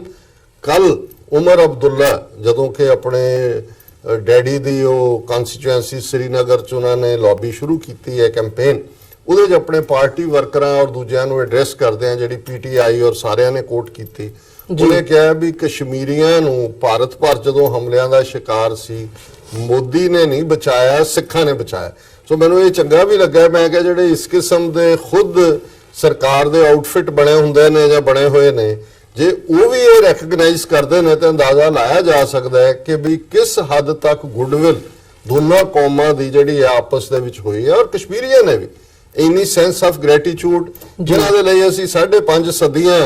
ਜਿਹੜਾ ਹਿੰਦੂ ਆਪਣੇ ਆਪ ਨੂੰ ਕਹਿਣ ਵਾਲੇ ਨੇ, ਇਹਨਾਂ ਦੇ ਲਈ ਸਿੱਖਾਂ ਨੇ ਕੀ ਨਹੀਂ ਕੀਤਾ, ਤੇ ਇਹਨਾਂ ਤੋਂ ਵੱਡੇ ਨਾਸ਼ੁਕਰੇ ਕੌਣ ਨੇ, ਥੈਂਕਲੈਸ ਕੌਣ ਨੇ। ਪਰ ਕਸ਼ਮੀਰੀਆਂ ਨੇ ਉਹਨੂੰ ਰੈਸੀਪ੍ਰੋਕੇਟ ਵੀ ਕੀਤਾ ਇਸ ਹੱਦ ਤੱਕ ਜਾ ਕੇ। ਔਰ ਜਦੋਂ ਜਾ ਕੇ ਉਹ ਵਾਪਸ ਉਹਨਾਂ ਚੋਂ ਗਏ, ਕਈਆਂ ਨੇ ਕਿਹਾ ਵੀ ਕੱਲ ਨੂੰ ਸਾਨੂੰ ਸਿੱਖ ਕੌਮ ਦੇ ਲਈ ਸਿਰ ਵੀ ਦੇਣਾ ਪਏਗਾ, ਅਸੀਂ ਦਿਆਂਗੇ, ਉਹਨਾਂ ਨੇ ਸਾਡੇ ਦਿਲ ਜਿੱਤ ਲਏ ਨੇ। ਸੋ ਇਹ ਸਾਰੀਆਂ ਗੱਲਾਂ ਜਦੋਂ ਤੁਸੀਂ ਕੰਬਾਈਨ ਕਰਕੇ ਦੇਖਦੇ ਹੋ ਤੇ ਉਹਨਾਂ ਦੀਆਂ ਏਜੰਸੀਆਂ ਲਈ ਵੀ, ਔਰ ਉਹਨਾਂ ਦਾ ਜਿਹੜਾ ਹਿੰਦੂ ਰਾਸ਼ਟਰ ਦਾ ਏਜੰਡਾ ਹੈ, ਜਿਹਦੇ ਚ ਕਿ ਅਗੇਨ ਡਿਵਾਈਡ ਐਂਡ ਰੂਲ, ਜਿਹੜਾ ਕਿ ਚਾਣਕਿਆ ਦੀ ਦਿੱਤੀ ਹੋਈ ਲਾਈਨ ਹੈ, ਜਿਹਨੂੰ ਸਾਮ ਦਾਮ ਦੰਡ ਭੇਦ 4 ਹਥਿਆਰ ਨੇ, ਉਹਨਾਂ ਨੂੰ ਇਹ ਮਾਫਕ ਨਹੀਂ ਪੈਂਦਾ। ਨਹੀਂ ਬਿਲਕੁਲ, ਜਿਵੇਂ ਇੱਕ ਲਾਈਨ ਦੇ ਵਿੱਚ ਕਹਿਣਾ ਹੋਏ ਤਾਂ ਜਿਹੜੀ ਭਾਰਤ ਸਰਕਾਰ ਦੀ ਪਿਛਲੇ ਸਾਰੇ ਸਮੇਂ ਦੀ ਨੀਤੀ ਹੈਗੀ ਆ, ਉਹ ਕਸ਼ਮੀਰੀਆਂ ਦੇ ਦਿਲ ਨਹੀਂ ਜਿੱਤ ਸਕੇ ਇੰਨੇ ਦਹਾਕਿਆਂ ਦੇ ਵਿੱਚ। ਜਿਹੜਾ ਜਸਟ ਇਸ ਜੈਸਚਰ ਨੇ ਸਿੱਖ ਕੌਮ ਨੇ ਜਿਵੇਂ ਕਸ਼ਮੀਰੀਆਂ ਦੇ ਦਿਲ ਜਿੱਤਿਆ। ਸੋ ਭਾਰਤ ਸਰਕਾਰ ਦੀ ਨੀਤੀ ਨੂੰ ਤੁਸੀਂ ਕਸ਼ਮੀਰ ਬਾਬਤ ਕਿਵੇਂ ਦੇਖਦੇ ਹੋ ਮਲਿਕ ਸਾਹਿਬ, ਇਸ ਸਾਰੇ ਪਾਰਟ ਦੇ ਵਿੱਚ? ਕਿਉਂਕਿ ਅੱਜ ਵੀ ਜਿਹੜੀਆਂ ਰੀਸੈਂਟ ਖਬਰਾਂ ਹੈਗੀਆਂ ਨੇ, ਅੱਜ ਦੀਆਂ ਲੇਟੈਸਟ ਨੇ, ਡਾਕਟਰ ਸਾਹਿਬ ਨੇ ਉਮਰ ਅਬਦੁੱਲਾ ਦਾ ਜ਼ਿਕਰ ਕੀਤਾ ਹੈ, ਹੁਣ ਸੈਂਟਰ ਦੇ ਵਿੱਚੋਂ ਵੀ ਇਹ ਬਿਆਨ ਆਏ ਆ ਕਿ ਜੀ ਜਿਹੜਾ ਸਪੈਸ਼ਲ ਸਟੇਟਸ ਕਸ਼ਮੀਰ ਨੂੰ ਦਿੱਤਾ ਹੋਇਆ, ਧਾਰਾ 370 ਹੋਵੇ ਜਾਂ 35A ਦੀ ਗੱਲ ਹੋਵੇ, ਉਹਨਾਂ ਨੂੰ ਅਸੀਂ ਖਤਮ ਕਰ ਦੇਣਾ। ਤੇ ਉਹਨਾਂ ਦਾ ਕਸ਼ਮੀਰੀ ਆਗੂਆਂ ਦਾ ਇਹ ਕਹਿਣਾ ਹੈਗਾ, ਉਹਨਾਂ ਨੇ ਵਾਪਸ ਇਹ ਗੱਲ ਕਹੀ ਹੈ ਵੀ ਨਹੀਂ, ਇਹ ਤੁਹਾਡੀ ਜਿਹੜੀ ਨੀਤੀ ਹੈ ਠੀਕ ਨਹੀਂ ਹੈ। ਸੋ ਕੀ ਇਹ ਇੱਕ ਐਗਜ਼ਾਮਪਲ ਮੂਰੇ ਹੁੰਦਾ ਵੀ ਜੇ ਤੁਸੀਂ ਪਿਆਰ ਨਾਲ ਅਪਰੋਚ ਕਰੋ ਤੇ ਉਸੇ ਸਪਿਰਿਟ ਦੇ ਵਿੱਚ ਤੁਹਾਨੂੰ ਕਸ਼ਮੀਰੀ ਰਿਸਪੌਂਡ ਕਰਦੇ ਆ, ਫਿਰ ਵੀ ਸਮਝ ਨਹੀਂ ਆ ਰਹੀ ਇਹ ਗੱਲ, ਜਾਂ ਇਹ ਨੀਤੀ ਦੇ ਵਿੱਚ ਹੀ ਕੋਈ ਇੱਕ ਵੱਡਾ ਸਵਾਲੀਆ ਨਿਸ਼ਾਨ ਲੱਗਦਾ? ਦੇਖੋ, ਜਿਹੜੀ ਕਸ਼ਮੀਰ ਦੀ ਜੀਓ ਸਟ੍ਰੈਟੇਜਿਕ ਵੈਲਿਊ ਹੈ, ਭਾਰਤ ਨੂੰ ਇਹ ਗੱਲ ਪਤਾ ਹੈ ਕਿ ਕਸ਼ਮੀਰ ਦੇ ਲੋਕ ਜਿਹੜੇ ਆ ਉਹ 1.5 ਤੋਂ 2 ਲੱਖ ਬੰਦਾ ਨੌਜਵਾਨ ਸ਼ਹੀਦ ਹੋ ਚੁੱਕਿਆ ਹੈ। ਉਹਨਾਂ ਦੀ ਸਟਰਗਲ ਤਕਰੀਬਨ ਕੋਈ 28 ਸਾਲ ਤੋਂ ਜਾਰੀ ਹੈ। ਉਹ ਹੁਣ ਮੌਤ ਤੋਂ ਨਹੀਂ ਡਰਦੇ, ਜਿਸ ਤਰ੍ਹਾਂ ਫਲਸਤੀਨੀ ਮੌਤ ਤੋਂ ਨਹੀਂ ਡਰਦੇ, ਕਸ਼ਮੀਰੀ ਮੌਤ ਤੋਂ ਨਹੀਂ ਡਰਦਾ। ਇਹਨਾਂ ਦੇ ਟੈਂਕਾਂ ਦੇ ਬਖਤਰਬੰਦ ਗੱਡੀਆਂ ਦੇ ਸਾਹਮਣੇ ਜਿਹੜੇ ਮੁੰਡੇ ਰੋਲੇ ਲੈ ਕੇ ਖਲੋਤੇ ਹੋਏ ਆ, ਜਿਹੜੀ ਕੌਮ ਉਹਨੂੰ ਪਤਾ ਹੈ ਕਿ ਮੌਤ ਆ ਰਹੀ ਹੈ ਤੇ ਉਹ ਖੜਾ ਹੈ ਰੋਲਾ ਲੈ ਕੇ, ਉਹਨੂੰ ਤੁਸੀਂ ਨਹੀਂ ਡਿਗਾ ਸਕਦੇ। ਇੰਡੀਆ ਦੀ ਸਰਕਾਰ ਨੂੰ ਪਤਾ ਹੈ ਕਿ ਕਸ਼ਮੀਰ ਦੀ ਆਜ਼ਾਦੀ ਜਿਹੜੀ ਆ ਉਹ ਹਿੰਦੁਸਤਾਨ ਨੂੰ ਤਕਸੀਮ ਕਰ ਦੇਗੀ। ਕਸ਼ਮੀਰ ਦੀ ਆਜ਼ਾਦੀ ਜਿਹੜੀ ਆ ਉਹ ਅੰਮ੍ਰਿਤਸਰ ਵੀ ਮੈਂ ਜਾਂਦੇ ਵੇਖ ਰਿਹਾ, ਕਸ਼ਮੀਰ ਦੀ ਆਜ਼ਾਦੀ ਮੈਂ ਨਾਗਾਲੈਂਡ ਵੀ ਜਾਂਦੇ ਵੇਖ ਰਿਹਾ, ਕਸ਼ਮੀਰ ਦੀ ਆਜ਼ਾਦੀ ਮੈਂ ਆਸਾਮ ਦੀ ਤਰਫ ਵੀ ਵੇਖ ਰਿਹਾ। ਕਿਉਂਕਿ ਇਸ ਵੇਲੇ ਜਿਸ ਕੌਮ ਨੇ ਰਸਿਸ ਕੀਤਾ ਹੈ ਇੰਡੀਆ ਦੀ 7 ਲੱਖ ਫੌਜ ਦੇ ਖਿਲਾਫ, ਉਹ ਕਸ਼ਮੀਰੀ ਆ। ਉਹਨਾਂ ਨੇ ਆਪਣੀ ਜਾਨਾਂ ਦਾ ਨਜ਼ਰਾਨਾ ਦੇ ਕੇ ਸਾਬਿਤ ਕਰ ਦਿੱਤਾ ਹੈ ਕਿ ਇਤਿਹਾਸ ਦੇ ਅੰਦਰ ਉਹੀ ਕੌਮ ਜਿਹੜੀ ਆ ਆਪਣੇ ਆਪ ਨੂੰ ਮਨਵਾਉਂਦੀ ਵੀ, ਆਪਣਾ ਲੋਹਾ ਵੀ ਮਨਵਾਉਂਦੀ ਹੈ ਤੇ ਆਪਣੇ ਆਪ ਨੂੰ ਦਰਜ ਵੀ ਕਰਾਉਂਦੀ ਹੈ, ਜਿਹੜੀ ਕਾਬਜ਼ ਸਰਕਾਰਾਂ ਦੇ ਸਾਹਮਣੇ ਖੜਾ ਹੋਣਾ ਜਾਣਦੀ ਹੈ। ਤੇ ਇਹ ਹੁਨਰ ਕਸ਼ਮੀਰੀਆਂ ਨੇ ਵਿਖਾਤਾ ਪੂਰੀ ਦੁਨੀਆ ਦੇ ਅੰਦਰ। ਕਸ਼ਮੀਰੀ ਜਿਹੜੀ ਮੂਵਮੈਂਟ ਹੈ ਆਜ਼ਾਦੀ ਦੀ, ਤੇ ਜਿਹੜੇ ਹੁਰੀਅਤ ਕਾਨਫਰੰਸ ਦੇ ਜਿਹੜੇ ਲੋਕ ਆ ਜਿਨ੍ਹਾਂ ਦਾ ਕਿਰਦਾਰ ਬੜਾ ਸਾਫ਼ ਹੈ, ਚਾਹੇ ਉਹ ਮੀਰ ਉਮਰ ਵਾਜ਼ ਹੋਏ, ਚਾਹੇ ਯਾਸੀਨ ਮਲਕ ਹੋਏ, ਅਲੀ ਗਿਲਾਨੀ ਹੋਏ, ਤੇ ਕਸ਼ਮੀਰ ਦੀ ਆਵਾਮ ਜਿਹੜੀ ਆ ਉਹ ਇਹਨਾਂ ਦੇ ਨਾਲ ਹੈ ਹੁਰੀਅਤ ਕੌਣ। ਬਾਕੀ ਅੱਜ ਅਗਰ ਉਮਰ ਅਬਦੁੱਲਾ ਜਾਂ ਉਹਦੇ ਵਾਲਦ फारूक अब्दुल्ला या महबूबा मुफ्ती ये अज अगर खड़े हो रहे हैं, ये जुरत भी मैं समझदा कि ये जड़े हुरीयत लीडर है इन्होंने दिती नहीं, तो ये तो खलोंदे नहीं सी दिल्ली सरकार दे सामने। लेकिन चूंकि कश्मीर की आज़ादी जड़ी आ वो कश्मीर, जिसा डॉक्टर साहब ने एक दफ़ा कहा सी कि ये जड़ा रूट है वाया अमृतसर श्रीनगर जाता है, लेकिन अज श्रीनगर का जोड़ा रूट है वो अमृतसर की तरफ भी जा रहा है। तो दूजी जी छोटी रियासत जड़ियाँ आज़ादी वास्ते इस वेले मंग कर रही उन्होंने भी हौसला देगा। इस करके भारत कभी भी उत्थे अपनी जुल्म ते अपनी जारियत खत्म नहीं करेगा। लेकिन मैं समझदा कि कश्मीर की जड़ी आज़ादी है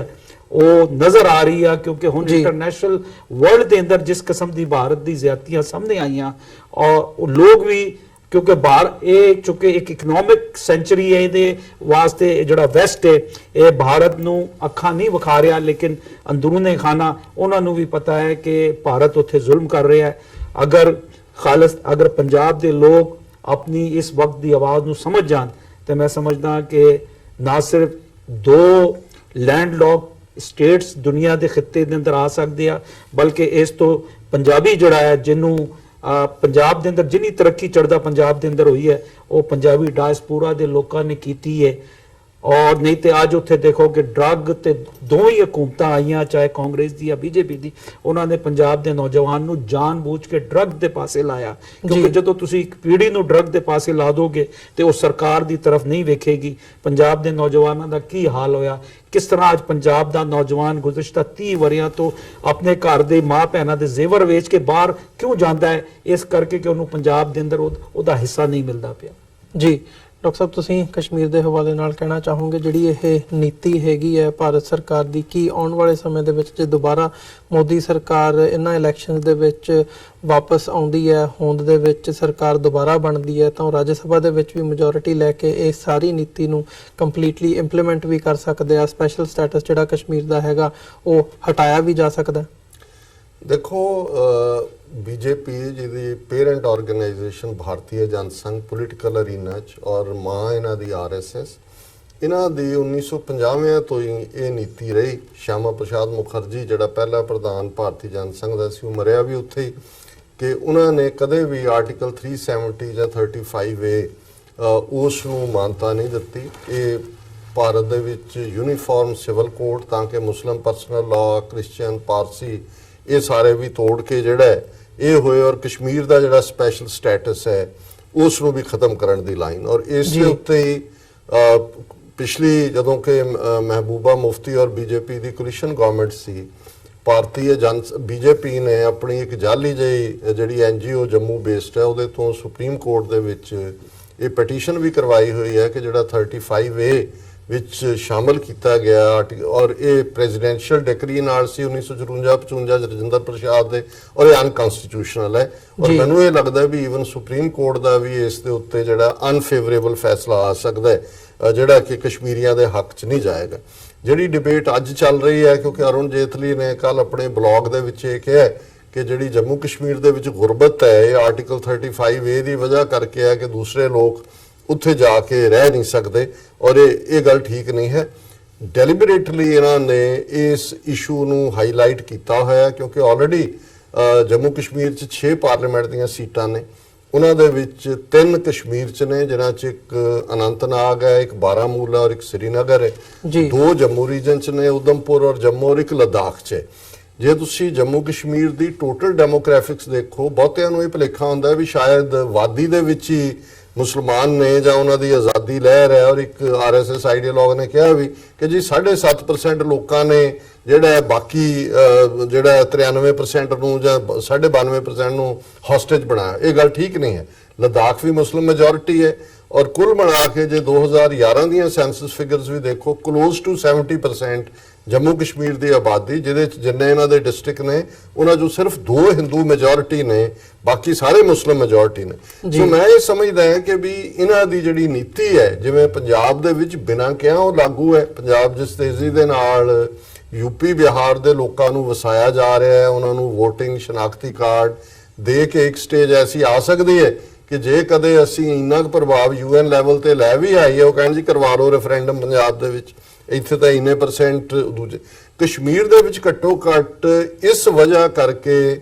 ਜਿਹੜਾ ਹੈ ਉਹ ਕੋਈ ਹੋਰ ਸੈਟਲ ਨਹੀਂ ਹੋ ਸਕਦਾ। ਮੁਸਲਮਾਨਾਂ ਦੀ ਮੈਜੋਰਿਟੀ ਦੇ ਨਾਲ ਕੰਪਰੋਮਾਈਜ਼ ਉਹਨਾਂ ਨੇ ਨਹੀਂ ਕੀਤਾ, ਔਰ ਇਹ ਗੱਲ ਅੱਜ ਹੀ ਉਹਨਾਂ ਦੇ ਕਸ਼ਮੀਰੀ ਇੱਕ ਲੀਡਰ ਨੇ ਕਹੀ ਹੈ। ਉਹਨਾਂ ਨੇ ਕਿਹਾ ਜੀ ਜੇ 35A ਅਨਕਨਸਟੀਟਿਊਸ਼ਨਲ ਹੁੰਦੀ ਹੈ ਜਾਂ 370, ਫਿਰ ਜਿਹੜਾ ਐਕਸੈਸ਼ਨ ਡਾਕੂਮੈਂਟ ਹੈ ਜਿਹੜਾ ਇਹ ਲਈ ਫਿਰਦੇ ਨੇ ਕਿ ਜੀ ਹਰੀ ਸਿੰਘ ਦੇ ਨਾਲ ਹੋਇਆ ਇਸ ਕੰਡੀਸ਼ਨ ਦੇ ਉੱਤੇ ਸੀ, ਫਿਰ ਤਾਂ ਸਾਰਾ ਕੇਸ ਹੀ ਖਤਮ ਹੋ ਜਾਂਦਾ। ਫਿਰ ਤਾਂ ਜੰਮੂ ਕਸ਼ਮੀਰ ਦਾ ਸਟੇਟਸ ਕੋਈ ਭਾਰਤ ਦੇ ਨਾਲ ਰਹਿੰਦਾ ਹੀ ਨਹੀਂ ਐਕਸੈਸ਼ਨ ਦਾ। ਸੋ ਕੁੱਲ ਮਿਲਾ ਕੇ ਮੈਂ ਸਮਝਦਾ ਹਾਂ ਵੀ ਜੇ ਆਰਐਸਐਸ ਦੇ ਕੋਲ ਜਦੋਂ ਵੀ ਪਾਰਲੀਮੈਂਟ ਰਾਜ ਸਭਾ 'ਚ ਮੈਜੋਰਿਟੀ ਆਏਗੀ,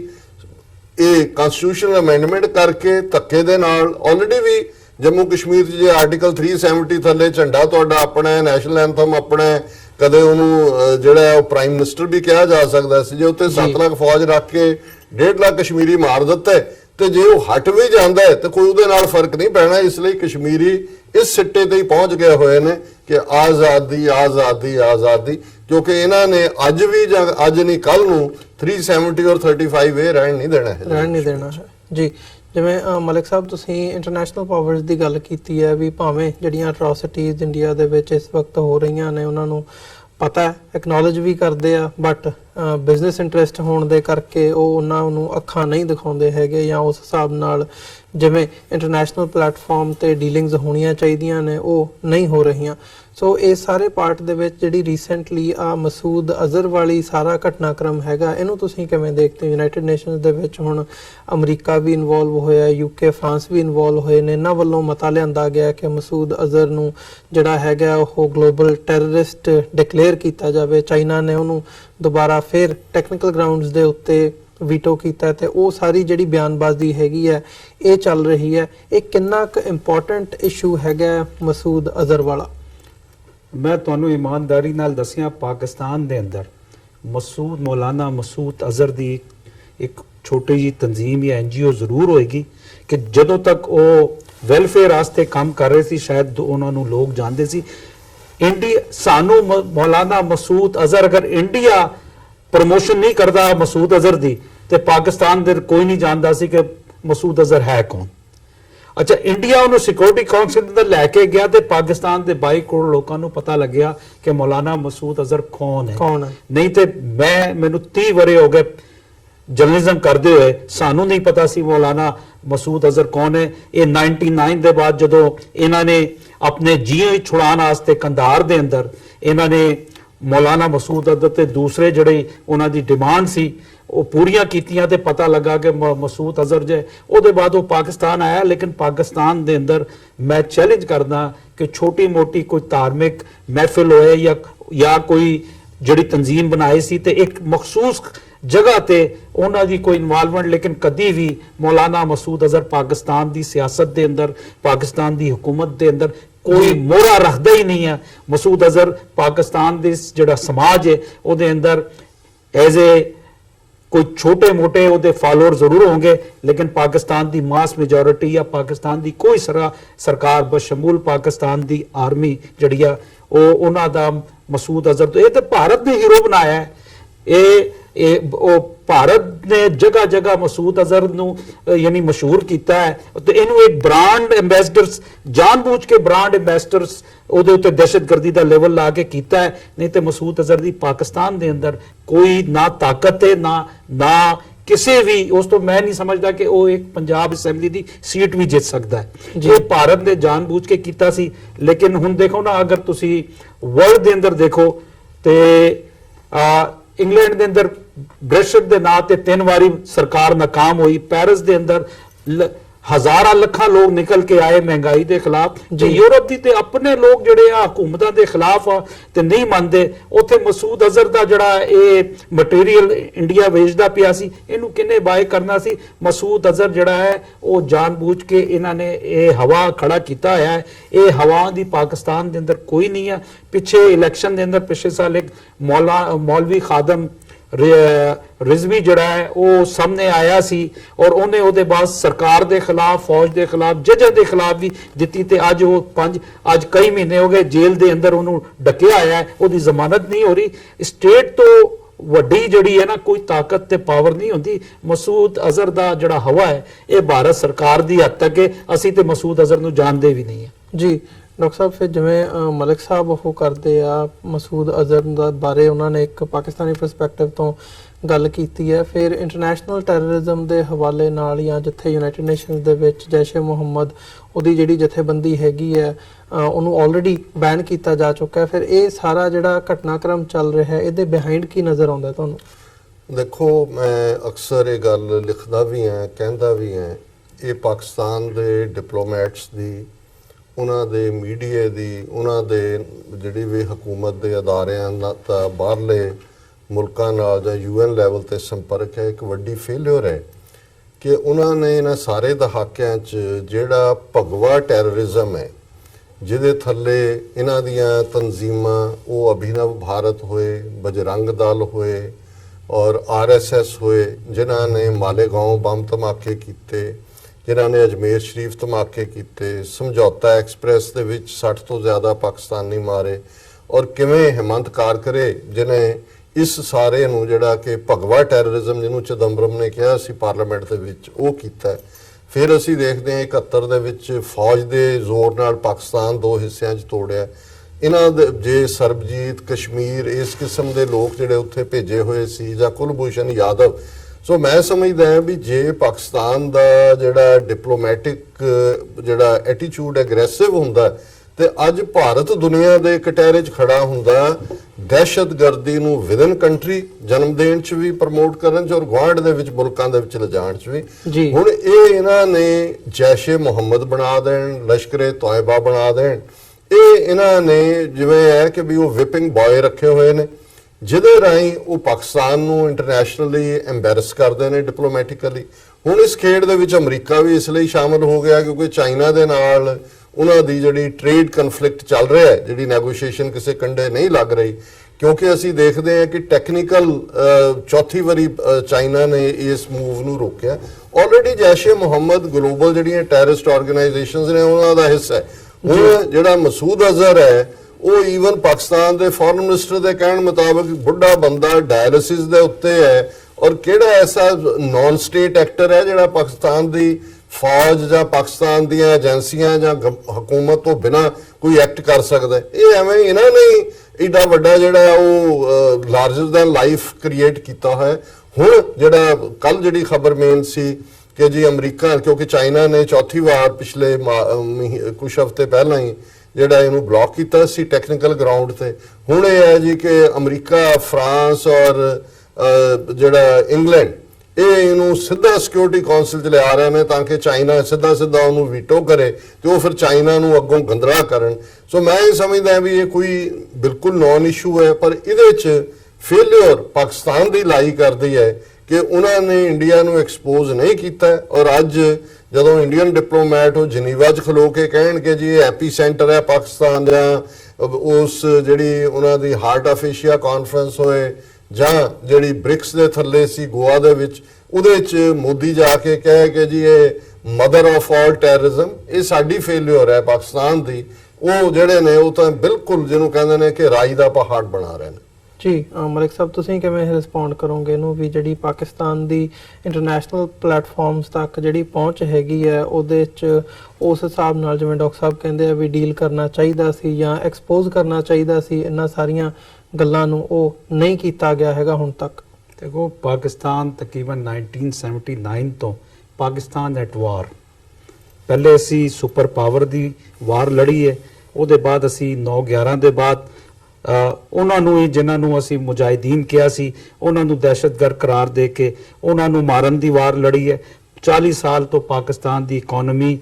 ਪਰਪਸਲੀ ਜਿਹੜੀ ਆ ਉਹ ਡੀਸਟੇਬਲਾਈਜ਼ ਕੀਤੀ ਗਈ। ਤੇ ਇਹ ਜਿਹੜੇ ਜਿੱਥੇ ਤੱਕ ਡਾਕਟਰ ਸਾਹਿਬ ਨੇ ਕਿਹਾ ਕਿ ਪਾਕਿਸਤਾਨ ਦੇ ਡਿਪਲੋਮੇਟ ਜਾਂ ਪਾਕਿਸਤਾਨ ਦੀ ਸਰਕਾਰਾਂ, ਜਦੋਂ ਤੁਹਾਡੀ 40 ਸਾਲ ਤੋਂ ਅਸੀਂ ਇੱਕ ਉਸ ਦਲਦਲ ਦੇ ਅੰਦਰ ਅਸੀਂ ਚਲੇ ਗਏ ਜਿਹਦੇ ਅੰਦਰ ਸਾਨੂੰ ਜਿਹੜਾ ਹੈ ਉਹ ਕੁਝ ਮਿਲ ਨਹੀਂ ਰਿਹਾ ਸੀ, ਉਸ ਤੋਂ ਨਿਕਲਣ ਵਾਸਤੇ ਹੁਣ 1-2 ਸਾਲ ਤੋਂ ਪਾਕਿਸਤਾਨ ਥੋੜਾ ਜਿਹਾ ਨਿਕਲਿਆ ਹੈ। ਪਿਛਲੇ ਸਾਲ ਇੱਕ ਦਲੇਰ ਕਿਆਦਤ ਇਮਰਾਨ ਖਾਨ ਦੀ ਸੂਰਤ ਦੇ ਅੰਦਰ ਆਈ ਹੈ ਜੋ ਕਰਪਟ ਨਹੀਂ ਹੈ। ਹੁਣ ਪਾਕਿਸਤਾਨ ਦੁਬਾਰਾ ਇੰਟਰਨੈਸ਼ਨਲ ਵਰਲਡ ਨੂੰ ਅੱਖਾਂ ਵਿਖਾਣਾ ਸ਼ੁਰੂ ਕੀਤੀਆਂ